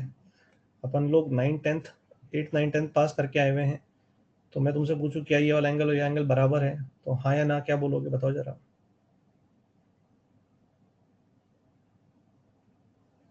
ठीक है ना? तो ऐसे मतलब देखो थोड़ा सा, मतलब अपन क्वेश्चन पूछते टाइम अपने आप पूछें अपने आप से कि क्या अपन ये सही पूछ रहे हैं। Next we are dealing is trapezium. Sir अभी 10th पास भी हो गए, अभी 10th पास भी हो गए, अच्छा रिजल्ट आ गया है। ठीक है,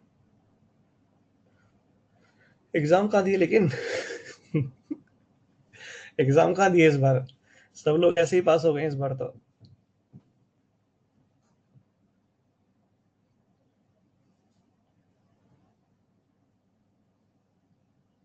चलो कोई बात नहीं, चलो।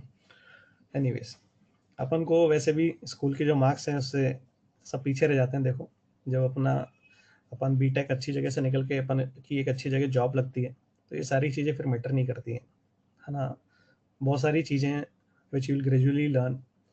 12th की मार्कशीट है और 10th की मार्कशीट है, ये डेट ऑफ बर्थ के हिसाब से ही हमारे देश में ज़्यादा काम आता है। और अगर हम अच्छे से अगर अपनी ग्रेजुएशन वगैरह करते हैं और अच्छी जगह जॉब लगती है, तो इन सब चीज़ों को कोई पूछता भी नहीं है ना? कि 10th में किसके मैथ्स में कितने मार्क्स थे, 12th में किसने कितने थे, कोई मैटर नहीं करता है। In fact you will understand after certain period, ये भी मैटर नहीं करता है कुछ टाइम बाद तो कि आपने बीटेक कहाँ से किया है। कुछ टाइम बाद तो ऐसा होता है कि आप कहाँ जॉब कर रहे हो, आपका पैकेज क्या है, फाइनली ये मैटर करता है ना? कि आपका जॉब क्या है, जॉब प्रोफाइल क्या है, and what are you earning. And आप और पर्सनली एक बंदे के लिए मैटर जरूर करता है कि वो क्या अपने जॉब से हैप्पी है कि नहीं। सिंपल एज दैट, प्योर फंडा है, सिंपल सी चीज़ बोल रहा हूँ, ये तुम आगे समझ जाओगे। ये सब चीज़ें रह जाती हैं। हम भी जब पढ़ते थे, खैर हमारे टाइम पे इतना एक्सपोजर लेवल नहीं होता था, लेकिन फिर भी हम जब पढ़ते थे तो सब यही होता था कि मार्क्स लाओ, कितने परसेंटेज 12th में लाओगे, 10th में लाओगे, ये होगा वो होगा। अब मैं देखता हूँ इतने सालों में कोई उसको देखता भी नहीं है। फाइनली एक चीज़ होती है, are you happy with your work, with your job, and how much you are earning.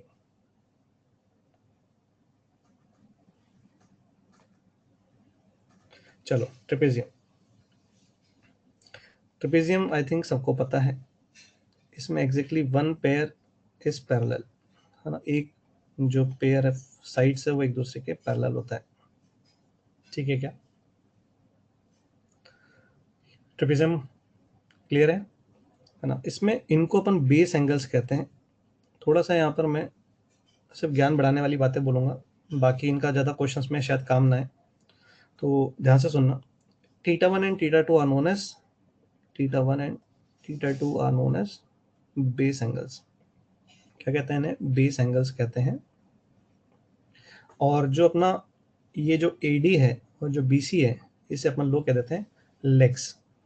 तो अगर अपन ये बोलें कि theta one is equal to theta two, ऐसा हो जाए, if theta one is equal to theta two, then the trapezium is called isosceles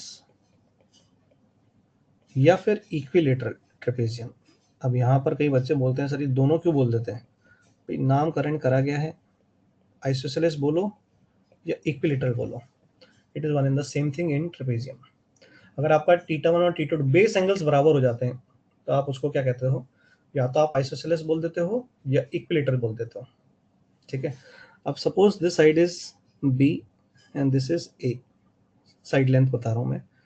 तो यहाँ पर अपन लोग अगर ये जो पैरेलल साइड्स के बीच का परपेंडिकुलर डिस्टेंस है इसे एच बोलें, तो क्या बता सकता है तो मुझे कि एरिया क्या होगा trapezium, area of trapezium? Anybody? तो half sum of the parallel sides into height h, that is the perpendicular distance between the parallel sides. ठीक है। अब यहाँ पर आपका अगर इसका मिड पॉइंट आप ले लो m1 mid point of AD, और इसका भी आप मिड पॉइंट ले लो m2, if you take mid points and join this, तो इस m1 m2 को अपन कहते हैं मीडियन ऑफ द ट्रेपेजियम। क्या बोल रहे हैं m1 m2 को? Median of the trapezium. समझ में आ रहा है मैं क्या बोल रहा हूँ? m1 m2 को ज्वाइन करने वाले लाइन को क्या बोलेंगे? मीडियन बोलते हैं। तो आपकी जो नॉन पैरेलल साइड्स है ना, उनके करस्पॉन्डिंग मिड पॉइंट को ज्वाइन करने से जो लाइन बनती है, इसको अपन कहते हैं मीडियन। तो m1 m2 is the median, and और इसकी जो लेंथ आती है that is half times a plus B. इसे अपन कहते हैं मीडियन ऑफ ट्रेपेजियम। नॉलेज के लिए बताया है, पता होना चाहिए। ठीक है यहाँ तक? Sir can we say that if base angles are supplementary then it is? बिल्कुल ऐसा कुछ भी नहीं कह रहे हम लोग अभी। हम अभी ऐसा कुछ भी नहीं कह रहे। अभी तो जो हम कह रहे हैं वो सब सामने लिखा हुआ है, अभी अपन यही सुने बस, और कुछ ना है। ठीक है, चलो यहाँ तक किसी को कोई डाउट? ठीक है, तो देखो ये दो फिगर काम आते हैं, इसमें भी ये बहुत काम नहीं आता है। मेन चीज़ है parallelogram, rectangle, rhombus and square, जिसके क्वेश्चन ज़्यादा मिलेंगे। बट आपको ट्रेपेजियम जो है, इस पे कभी कभी आउट ऑफ द लीग में जाके क्वेश्चन दिख सकता है ना? कभी कभी छोटा सा हो सकता है, आपको मीडियन की लेंथ पूछ लें या एरिया ऑफ ट्रेपेजियम काम आ जाता है। ये तो अपन जब कैलकुलस पढ़ते हैं तो उसमें अपन मैक्सिमम मिनिमा चैप्टर पढ़ते हैं कैलकुलस में, AOD के अंदर, तो उसके अंदर भी इस पे क्वेश्चंस मिल जाते हैं। तो ये फॉर्मूला वहाँ पे काम आता है और जनरली बच्चों को पता होता है। मैं सिर्फ इसलिए लिखा रहा हूँ, इन केस किसी को ना पता हो या भूल गया हो कोई, तो बस वो एक बार लिख लेगा तो उससे याद आ जाएगा। क्लियर है क्या? या डायगोनल की जनरली बात नहीं करते हैं हम ट्रेपेजियम में, इसलिए उसको मैं नहीं कह रहा हूँ। वैसे आप बोलना चाहोगे तो आप इसे डायगोनल बोल सकते हो, बट इसका कोई मतलब यहाँ पर ज़्यादा है नहीं। ठीक है, आगे बढ़ा जाए तो मेनली तो देखो दीज आर टू फिगर्स जिनसे हम डील करेंगे, बट मैं 3 और 4 पे भी जा रहा हूँ, है ना? इसको सिर्फ अपन ये सोचें कि सिर्फ अगर अपने को थोड़ा सा एक्सपोजर चाहिए, क्योंकि देखो एक काइट होता है ना? वो जनरली जी में बहुत पहले आया था, एक बार एक क्वेश्चन आया था छोटा सा उस पर, और जब से ऑब्जेक्टिव पैटर्न हुआ है तब से उस पर कुछ पूछा नहीं गया। लेकिन मैं फिर भी बेसिक इंट्रोडक्शन दे दूंगा काइट का। काइट तो सबने उड़ाई हुई है या देखी जरूर होगी, उड़ाई नहीं है तो उसमें कोई दिक्कत नहीं है। बेसिक अपन उसके बारे में बात करेंगे। और एक अपन लोग अभी SOT पढ़कर आए हैं, तो अपन लोगों ने साइक्लिक ऑर्डिनरी जरूर पढ़ा होगा, तो उसका भी मैं बेसिक एक आइडिया दूंगा। तो थर्ड एंड फोर्थ, तो थर्ड पे अपन आ रहे हैं यहाँ पे, क्योंकि चार्ट पूरा कंप्लीट एक जगह नहीं हो पाया ना, इसलिए मैं इसको ऐसे करके थर्ड लिख रहा हूँ और इधर मैं फोर्थ पे जाऊंगा। ठीक है ना? तो तुम समझ जाना कि सर वो चार्ट पूरा नहीं बना पाया, इसलिए सर ने अगले पेज पे दिखाया। थर्ड पे अपन बढ़ रहे हैं काइट की तरफ, और फोर्थ पे अपन पढ़ेंगे cyclic quadrilateral. I think cyclic quadrilateral जो है सब लोगों ने अभी पढ़ा है, तो मैं इसको SOT में अपन पढ़ के आए हैं, तो ज़रूर सब लोगों को आइडिया है। एक ऐसा क्वाड्रिलेटरल जिसे सर्कल सर्कमस्क्राइब कर रहा है, अगर मैं इसको ABCND बोलूँ, तो ये अपोजिट एंगल्स जो हैं, ये अल्फा बोलूँ और ये मैं बीटा बोलूँ अगर, तो alpha plus beta is actually 180 degree. और इसे मैं गामा बोलूँ और इसे मैं डेल्टा बोलूँ, तो gamma plus delta is also pi 180 degree, है ना? और शायद आप लोगों ने एक पढ़ा हो टॉलमीज थ्योरम।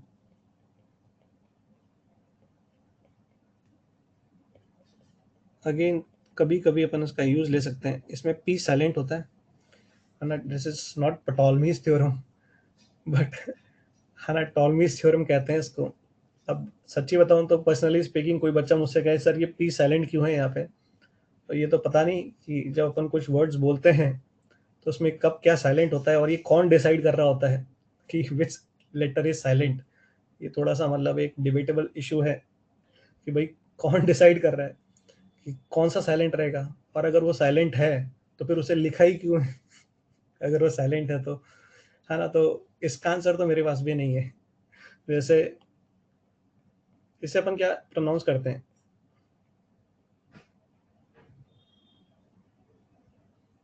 इसे हम बोलते हैं तो क्या बोलते हैं? पाम। पाल्म क्यों नहीं बोलते? L Y, L is silent. तो ये नहीं पता अपने को कि क्यों है ऐसा, है ना? और ये कौन डिसाइड कर रहा है भाई? Who is deciding this? और हम कैसे जानेंगे? अगर मान लो हम किसी के सामने जानते ही नहीं हो, तो हम कैसे इसको बोलेंगे? है ना, हमें तो पता ही नहीं है।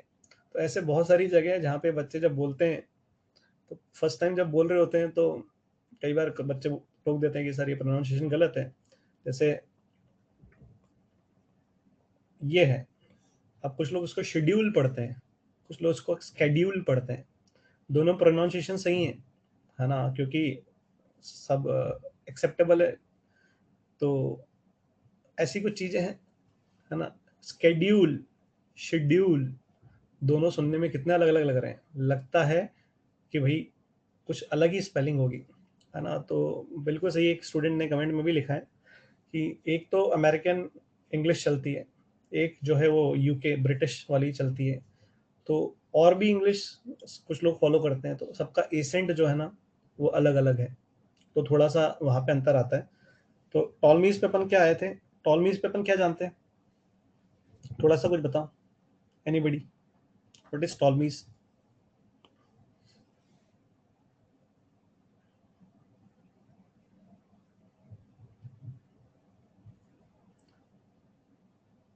कमेंट में लिख दो, टॉलमीज थ्योरम में अपन क्या यूज करते हैं।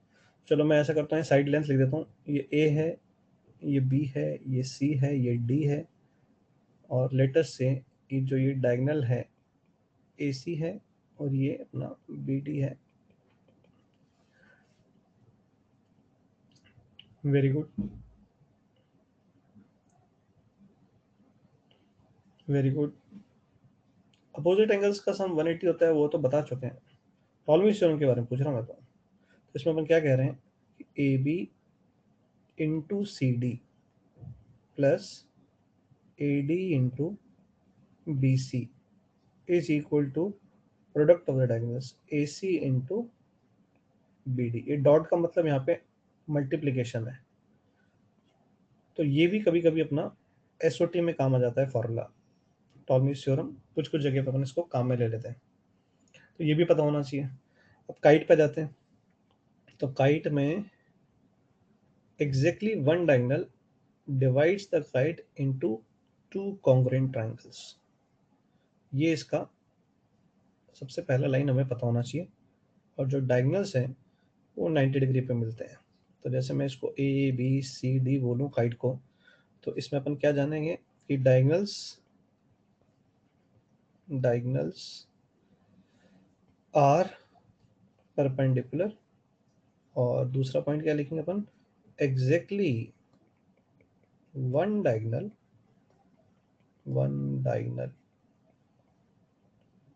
divides the kite into two congruent triangles। ठीक है, तो ये बात अपने को बेसिक इंट्रोडक्शन में कॉन्वेक्स फिगर्स के बारे में पता होनी चाहिए। अब यहाँ पर इतना सा जो अपन ने भी पढ़ा है बेसिक इंट्रोडक्शन, इसमें अगर किसी को कुछ समझ में ना आया हो तो बोल सकते हो भाई। बाकी तो देखो ये सब अपना पढ़ा हुआ है या नहीं पता है, तो मैंने उसी के बारे में बता दिया है। फिर भी अगर किसी को कुछ कहना है तो बोल सकते हो।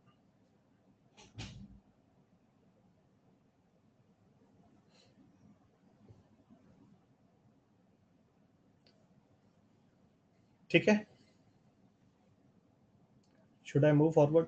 देखो इंट्रोडक्शन में थोड़ी थ्योरी ज़्यादा रहेगी। इस पूरे एरिया ऑफ काइट के लिए तो बेटा तुम ये वाले ट्रायंगल का एरिया निकालोगे और ये वाले का निकालोगे, बराबर आएगा, क्योंकि कॉन्ग्रुएंट दिख रहा है साफ साफ, ये वाला ही डायगोनल कॉन्ग्रुएंट डिवाइड करेगा। तो आप दोनों एरिया निकाल लो, ये बराबर होंगे, दोनों को जोड़ दो। या फिर आप ये वाला ट्रायंगल का अलग से निकाल लो और नीचे वाले का अलग से निकाल लो। ऐसे आप कर सकते हो, जैसा भी मतलब आपको सही लगे, है ना? डेटा पे डिपेंड करेगा, निकालने को तो अपन निकाल ही लेंगे। ठीक है, मैं देखो फिर मैं बोल देता हूँ, है ना, थ्योरी विल बी, है ना, ह्यूज इन दिस, क्योंकि आपको अलजेब्रा में अपन देखते हैं तो थ्योरी ज़्यादा नहीं मिलती है। तो यहाँ पर जो पहला 2-3 क्लास के अंदर झटका लगता है ना बच्चे को, वो वही है कि बस सर थ्योरी बहुत ज़्यादा आ रही है। बट ये सब काम आएगा, इसलिए बताया जा रहा है। मैं ऐसा नहीं करना चाह रहा हूँ कि मैं फटाफट क्वेश्चंस पे आ जाऊँ और फिर मैं बोलूँ देखो इसमें अपन ये लगा देंगे और फिर बच्चे को ये पीछे का जो बैकग्राउंड है ना, ये पता ही नहीं है ना? हो सकता है 20% बच्चों को ये सब पता है, बट जब क्वेश्चंस होंगे तो उसमें फिर 80% बच्चों को दिक्कत आएगी। तो ये सब बेसिक तरीका है, तो ये अपने को जिस तरह से बताया जा रहा है तो हम भी एक रिलीजियसली इसको फॉलो करें, ज़्यादा जंप ना करें फटाफट आगे, है ना? कि मैं तो ऐसा करता हूँ आगे-आगे तक कर लेता हूँ अपने आप। ठीक है ना? चलो लेट अस मूव फॉरवर्ड। किसी को कुछ कहना है तो मैं देख रहा हूँ, वेट कर रहा हूँ एक कमेंट के लिए। इधर तो नहीं है कुछ। बताओ भाई। चलो ठीक है। Next we are coming to coordinate system. अब इसका इंट्रोडक्शन अपन ले रहे हैं। देखो कोऑर्डिनेट सिस्टम से हम जब डील करते हैं तो जनरली अपन लोग रेक्टेंगुलर कार्टेशियन कोऑर्डिनेट सिस्टम से डील कर रहे होते हैं। ये 2D में अपने काम आएगा, फिर इसी को अपन 3D में एक्सटेंड कर देते हैं तो वेक्टर 3D में वो अपन यूज करते हैं। कोऑर्डिनेट ज्योमेट्री का पीडीएफ कहाँ पे मिलेगा? कौन सा कोऑर्डिनेट ज्योमेट्री? ये तो हैंडआउट क्लास के बाद शेयर होगा। शीट तो आप लोगों को जैसे मिलती है वैसे मिलेगी। आप लोगों को पता होगा सी सेट या आपका जो एल प्लस का जो है वहाँ पर ही रहती है, तो वहाँ पर से ही आपको पिक करनी पड़ती है वो तो। या मतलब ऐसा मुझे लग रहा है कि आज कुछ लोगों की फर्स्ट क्लास है, आज न्यू एडमिशन लिया है उन्होंने, है ना? वो बेकार की बातें कर रहे हैं मुझे ऐसा लगता है। तो पहला आता है अपना रेक्टेंगुलर कार्टेशियन कोऑर्डिनेट सिस्टम। देखो मेन हमारे लिए यही है जो अपने इस पूरे चैप्टर में काम आएगा, और इसी को अपन जब एक्सटेंड कर देते हैं तो 2D से वो 3D में कन्वर्ट हो जाता है। रेक्टेंगुलर जैसा आप नाम से समझ रहे हो, ये 2D कार्टेशियन सिस्टम है।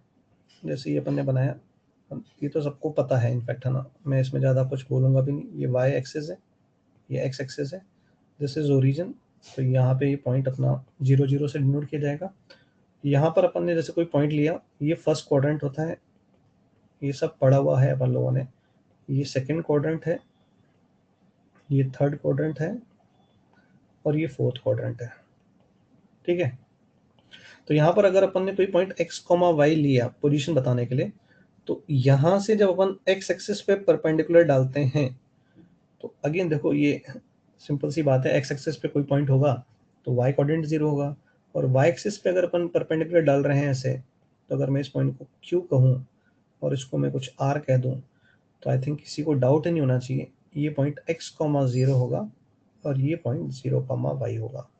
किसी को कोई डाउट इसमें? ठीक है, तो this length is Y. P Q की जो लेंथ है ये वाई है, और जो पी आर की लेंथ है ये एक्स है।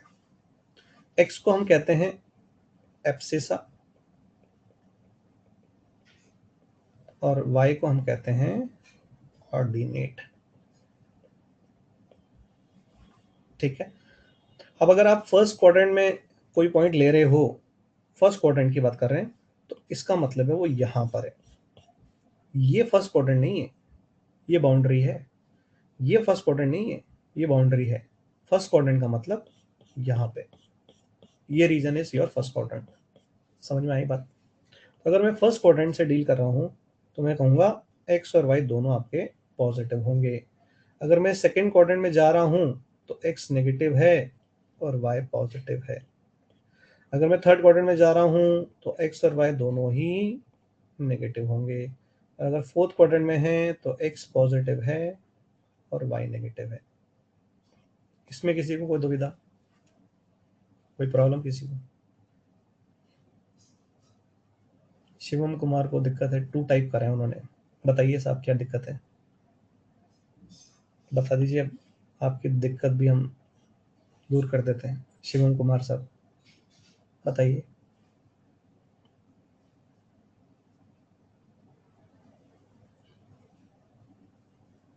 फिर यार तुम कंफ्यूज हो रहे हो। 2 मीन्स प्रॉब्लम है, 1 मतलब समझ में आ रहा है, कोई दिक्कत नहीं है। अभी इतना सभी अपन लोग अभी कंफ्यूज हो रहे हैं समझने में। ठीक है, यहाँ तक बढ़ूँ आगे?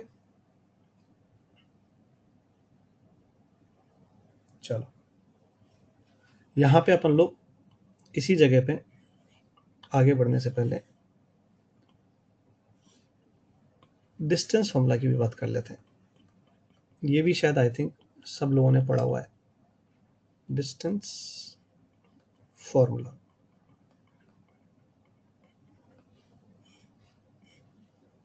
ये y axis, origin, x axis. Let's say this is a point having coordinate x1 y1. This is b x2 y2 और ये इनके बीच का डिस्टेंस d है।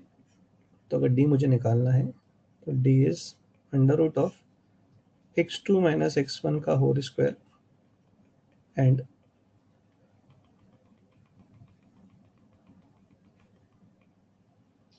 y2 माइनस y1 का होल स्क्वायर। ये अपना डिस्टेंस फॉर्मूला होता है।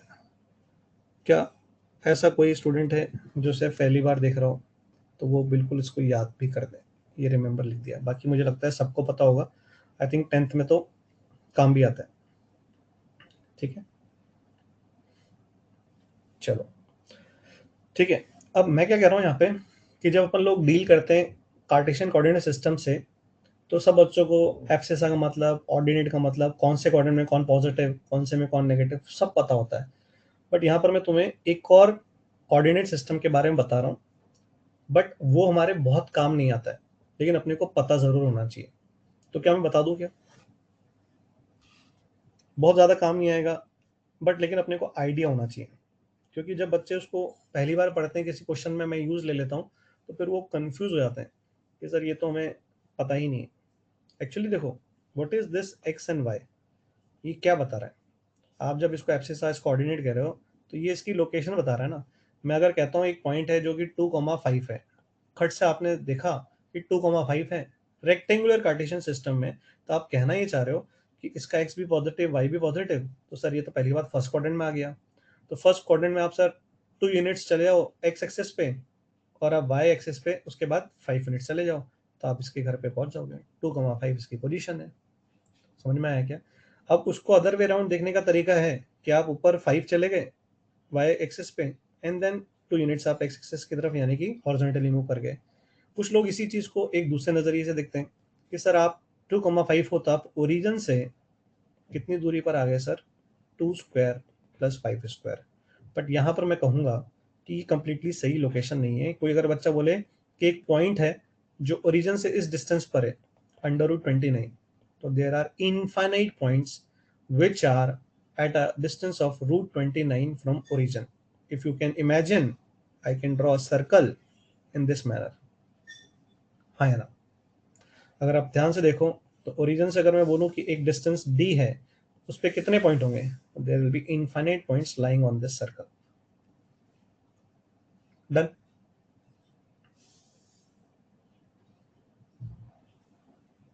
चलो आगे बढ़ा जाता है।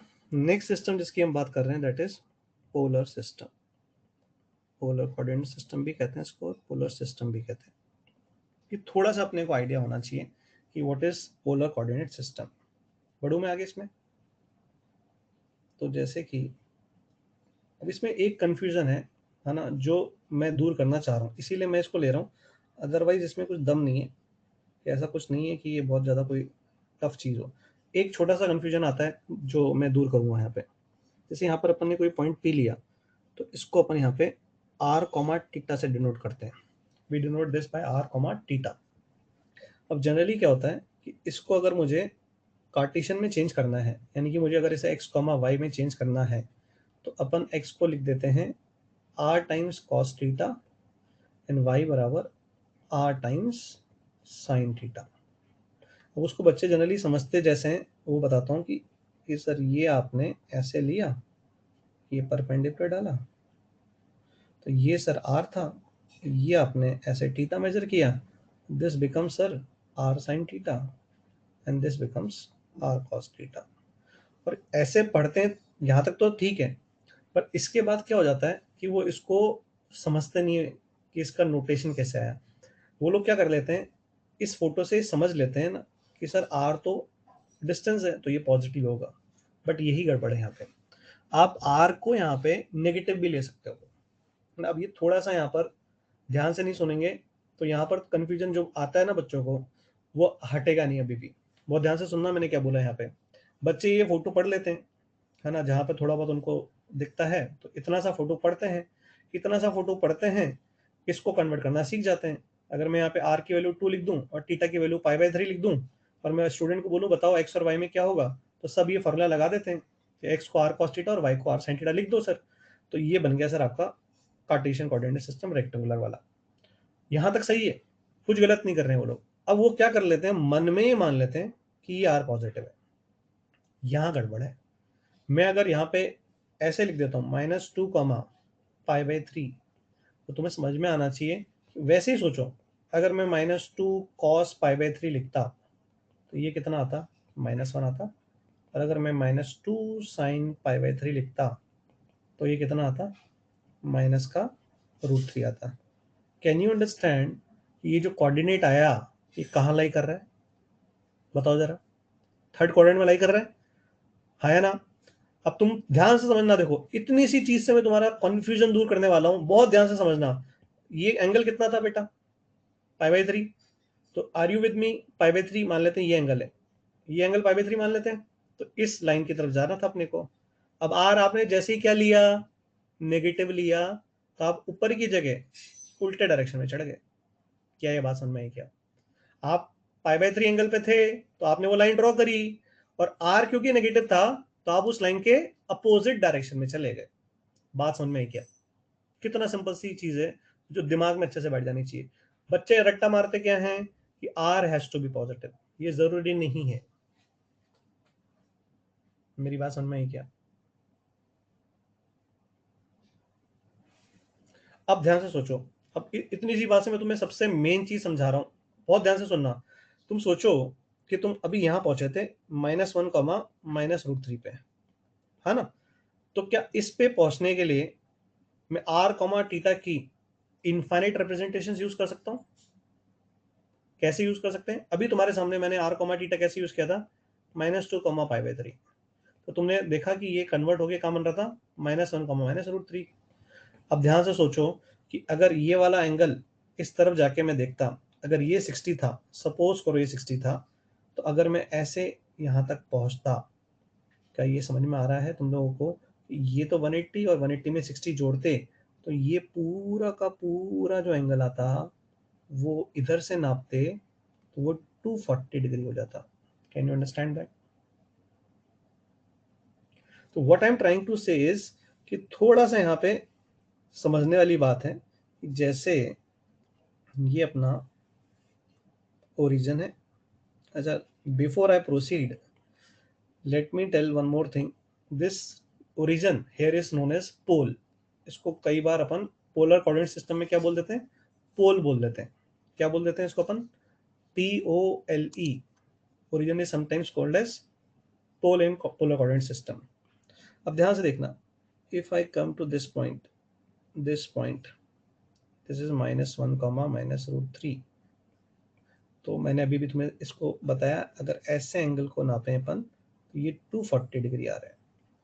तो अगर इसी पॉइंट को मुझे पोलर में लिखना होता तो क्या मैं इसको 2 4 π/3 लिखूंगा तो कुछ गलत है क्या? समझ में आया क्या? अरे भाई, इसको लिख देंगे ना 2 cos, अभी समझाया ना। देखो ये आर कॉमा टीटा है तो उसको अपन कार्टेशियन में चेंज करेंगे तो एक्स और वाई की वैल्यू हमेशा क्या लिखेंगे, r cos theta r sine theta. मैं फिर बोल रहा हूँ, जो रट्टा मार के बैठे हैं आर इज पॉजिटिव वही कंफ्यूज होंगे। अभी अभी समझाया मैंने पूरा, तुमने अगर ध्यान से सुना है तो। और नहीं सुना है ध्यान से तो फिर गड़बड़ी कर रहे हो, ऐसे काम नहीं चलेगा। अब 2 π/3 4 π/3 को मैं अभी तुम्हारे सामने -2 π/3 भी बोल सकता था। हाँ या ना, हाँ या ना। अब अगर इसको मैं इस डायरेक्शन में एंगल को उल्टा नापूं तो ये 120 होगा। ये तो कुछ बेसिक सी बातें बोल रहा हूँ मैं, कोई दिमाग वाली बात ही नहीं है इसमें। ये 2 कॉमा -2π/3 बोल दिया, हाँ क्या ना।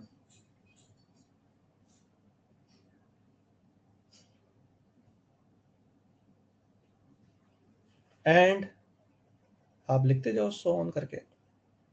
आपको पता ही होगा कि ये वाला एंगल को अगर अपन 240 बोल रहे हैं, तो एक चक्कर काट के वापस जब इस पे आऊंगा तो 240 + 2π बोल दूंगा।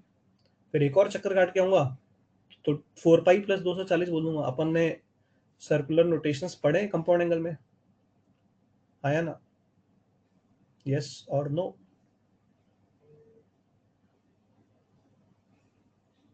तो I think it is clear कि जो अपन एक पॉइंट की लोकेशन रेक्टेंगुलर कार्टेशियन सिस्टम में बताते हैं तो उसके लिए तो यूनिक रिप्रेजेंटेशन है, बट जब पोलर में जाते हैं तो पोलर में उसको लिखने के इनफाइनाइट तरीके हो सकते हैं।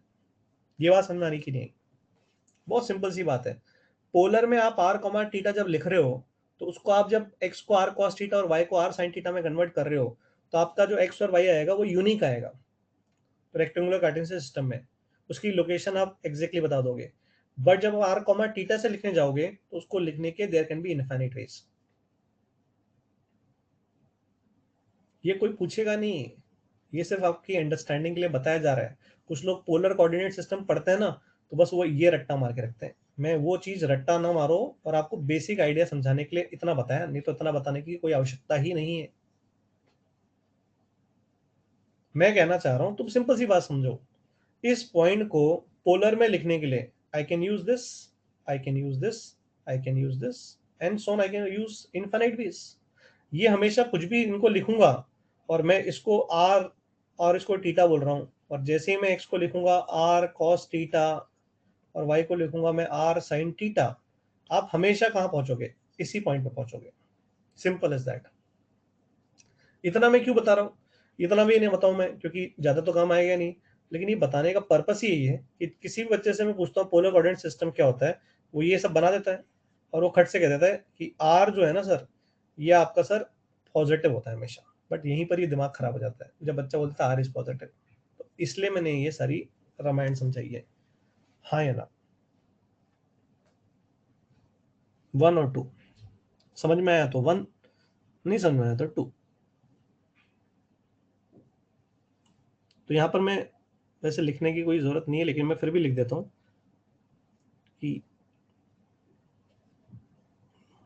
क्या लिखूं मैं, मतलब ऐसे लिख देता हूँ रेडियस। अच्छा एक चीज और बता देता हूँ, ये जो अपना लाइन बनता है ना, इस पॉइंट को इससे ज्वाइन करते हैं तो इसको अपन कहते हैं radius vector.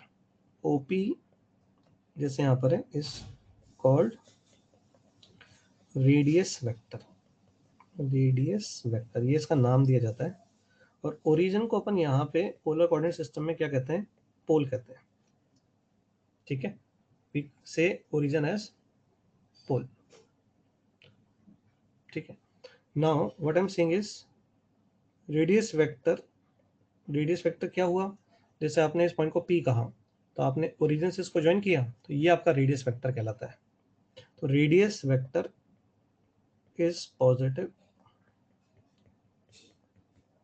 Is positive if measured from O means origin or we say pole along line bounding theta, and it is taken negative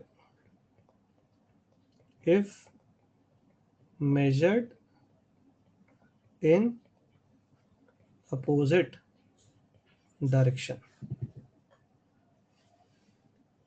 जैसे मैंने भी फिर से मैं एक बार समझा रहा हूँ कि अगर मैं यहाँ पे इस पॉइंट को लिखना चाह रहा हूँ तो मैं आर को पॉजिटिव लेके भी लिख सकता था, मैंने थीटा को एडजस्ट कर दिया। अगर मैंने आर को नेगेटिव लिया तो देखो π/3 का मतलब आप चले गए इस डायरेक्शन में, ये π/3 है। अब आपने देखा आर क्या है? नेगेटिव, तो आप ऊपर की जगह कहाँ जाओगे? नीचे जाओगे। I think it is very simple. और अगर कोई बच्चा इधर से 240 और इधर से 120 नहीं समझ पा रहा है, या ये एंगल अगर 60 है तो ये एंगल यहाँ से नापेंगे तो 240 नहीं समझ पा रहा है, तो आई थिंक उसका बेस बहुत वीक है, मतलब उसको कंपाउंड एंगल वगैरह कुछ भी नहीं आता होगा शायद। बहुत ही सिंपल सी बात है ना, दिस इज नथिंग, सिंपल चीज़ है। आप इसको आर बोलोगे, इसको थीटा बोलोगे, तो आपको एक्स हमेशा क्या लिखना है, r cos theta, and y को लिखना है आर साइन थीटा। बस ये आपका कार्टेशियन कोऑर्डिनेट सिस्टम हो जाएगा, सिंपल इज दैट। और अगर किसी को फिर भी ना समझ में आए तो कोई दिक्कत नहीं है, वो सिर्फ इस पे ध्यान दे, रेक्टेंगुलर रेक्टेंगुलर कार्टेशियन सिस्टम पे, क्योंकि यही अपने सिलेबस का पार्ट है। ये जहां पर भी काम आएगा वहां पर क्वेश्चन में समझ में आ जाएगा, कोई बहुत बड़ी चीज नहीं है। मॉड कैसे चेंज करोगे भाई, how can you change mod, r थोड़ी चेंज कर रहे हैं अपन, हम थीटा चेंज कर रहे हैं। आर तो प्लस और माइनस में चेंज हो रहा है, अगर 2 है तो -2 हो जाएगा, अब 2 की जगह अपन 4 थोड़ी लिख देंगे उसको, नहीं आई बात समझ, सिंपल सी बात है ना, नथिंग ग्रेट। आगे बढ़ू, छोटा सा एक एग्जांपल दे देता हूँ, आई थिंक क्लियर हो जाएगा तुमको। एक एग्जांपल ले लो,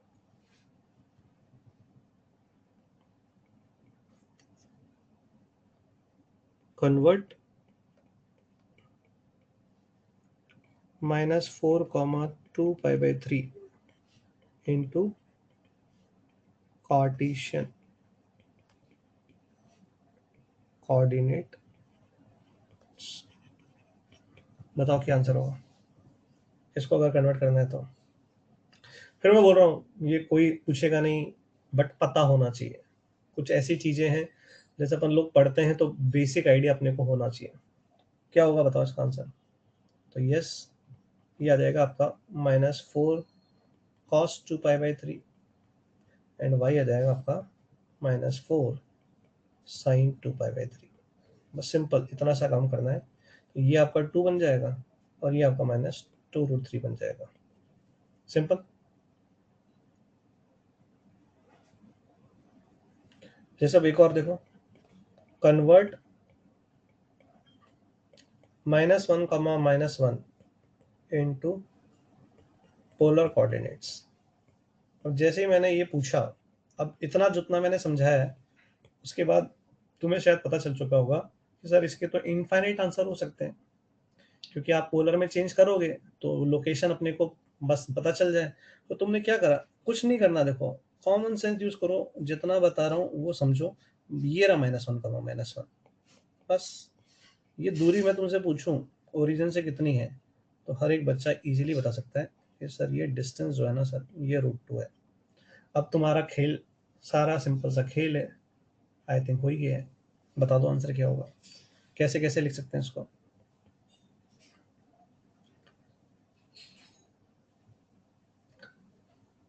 very good, one student has given. पाई/2 कहाँ से आ जाएगा बेटा, पाई/2 मतलब क्या हो गया भाई, ये होगा ना पाई/2, तो ये वाई एक्सिस पे आएगा, गलत बात नहीं, सिंपल सी चीज है। या तो √2, 5 पाई/4 लिख दो, I think everyone is with me, no issues. Sir आप ऐसे ना लिखो सर, हमको तो ऐसे अच्छा लग रहा है सर, ये लो सर। आई थिंक बहुत सिंपल है यार, ये तो मतलब बच्चों जैसा काम है, मार ले, इधर से एंगल नापा 5 पाई/4, इधर से नापा सर -3 पाई/4। सर ऐसा करो, आप ये इधर ले लो, तो पाई/4 लिख दो, तो पाई/4 लिख दिया, उसके बाद मैं इसको -√2 लिख देता हूँ, समझ गए होंगे शायद। पाई/4 का मतलब इधर ये वाला एंगल है पाई/4, अब ऊपर नहीं जाके पीछे जाना था तो -√2 ले लिया, आया ना, सिंपल है यार। देखो ऐसे करोगे तो फिर कैसे काम चलेगा।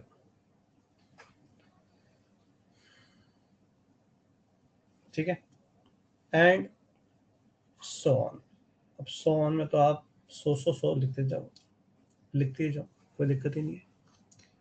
ठीक है, तो आई थिंक हैंड आउट दे देता हूँ। बेसिक आइडिया अपना, दोनों कार्टेशियन सिस्टम अपने पढ़ लिए, रेक्टेंगुलर भी पढ़ लिया है, पोलर भी पढ़ लिया है, आइडिया लग गया है। नेक्स्ट क्लास में अपन लोग ये चीज़ों को आगे बढ़ाएंगे, ठीक है। और फिर अपना थोड़ा बेसिक अपन लोकस वगैरह और बेसिक प्रॉपर्टी पढ़ लेंगे, उसके बाद we will start straight line, क्योंकि देखो ये आना ज़रूरी है। ठीक है, मुझे जो पता है आपका प्रीवियस जो चैप्टर खत्म हुआ था वो डिटरमिनेंट था, उसमें सर ने पूरा डिस्कशन कर दिया है, शीट का होमवर्क भी दे दिया है, सॉल्यूशन भी दे दिया है, और शायद रेस नंबर 36 तक आपको बढ़ चुका है और वो भी डिस्कस भी हो चुका है। ठीक है, तो आई थिंक आपको आज तो कोई नए चैप्टर में से होमवर्क है नहीं, शीट आप लोग डाउनलोड कर ही लेंगे। आगे से आगे वो मत करना यार, क्या बोलते हैं, शीट अपने आप मत करने लग जाना, ठीक है ना? बिल्कुल भी शीट अपने आप मत करना, मैं जैसे बोलूँगा मुझे फॉलो करना है। कोई ऊट-पटांग बुक्स वगैरह जो है नहीं करने के लिए आकाश सर ने भी मना करा होगा, और ज़रूरत भी नहीं है। अपना टाइम किल करोगे और कुछ फ़ायदा नहीं होगा। स्ट्रिक्टली अपना जो मटेरियल है, अपने टेस्ट पेपर्स हैं, अपनी रेसेस हैं, मोर देन सफिशिएंट है।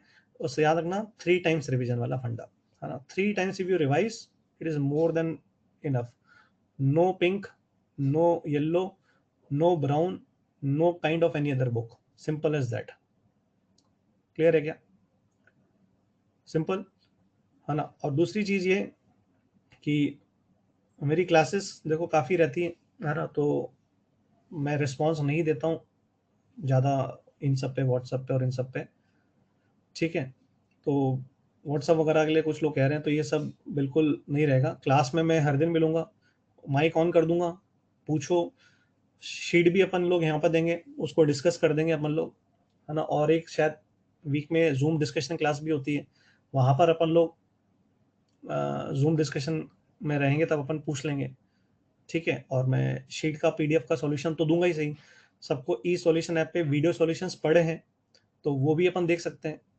ई सॉल्यूशन ऐप पे जो वीडियो सॉल्यूशंस हैं, तो अगर कहीं दिक्कत आती है तो वो कर सकते हैं। तो जितना कोऑपरेट हम करेंगे, उतना जब मुझे लगेगा बच्चों का लेवल अच्छा है, तो उतना मैं तुम लोगों को, है ना, अच्छे लेवल के क्वेश्चंस और सारी चीज़ें बताता रहूँगा, है ना? और अगर मुझे लगेगा देखो वीक हो, तो फिर वो तुम्हारे लिए ही मतलब वो रहेगा, क्योंकि दिक्कत रहेगी, ठीक है? तो आज क्या कोशिश करूँगा मैं कि रेस 37 आ जाए, तो मैं तुम्हें वो होमवर्क में दे दूँगा, एंड देन उसका सॉल्यूशन प्रोवाइड कर देंगे, और फिर उसके बाद सॉल्यूशन के बाद भी अगर उसमें कुछ समझ में नहीं आएगा, तो आई विल डिस्कस दैट, ठीक है?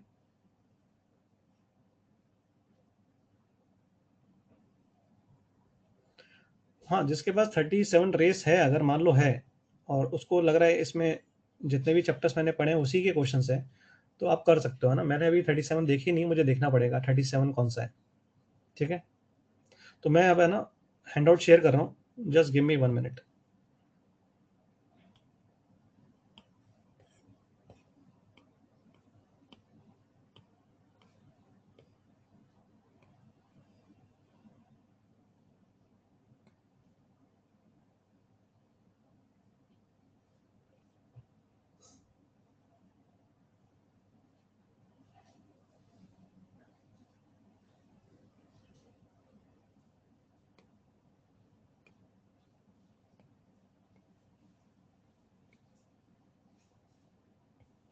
देखो भाई, handout is available and you can download now.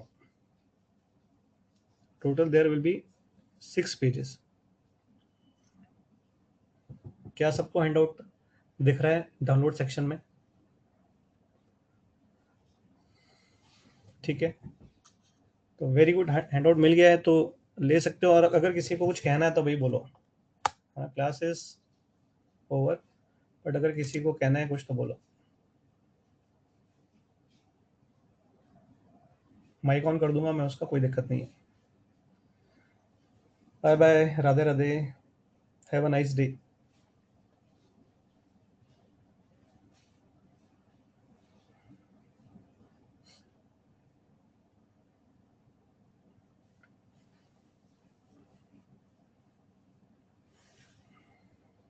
नहीं, ये रेस और ये सारा मटेरियल आपको बेटा मिलता है सी साइड पे, आप देखो वहां पे होगा।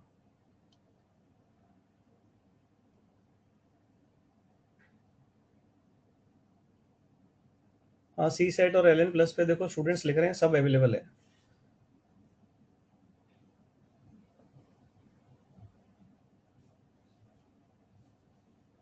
ठीक है, चलो, किसी को कुछ कहना नहीं है ना?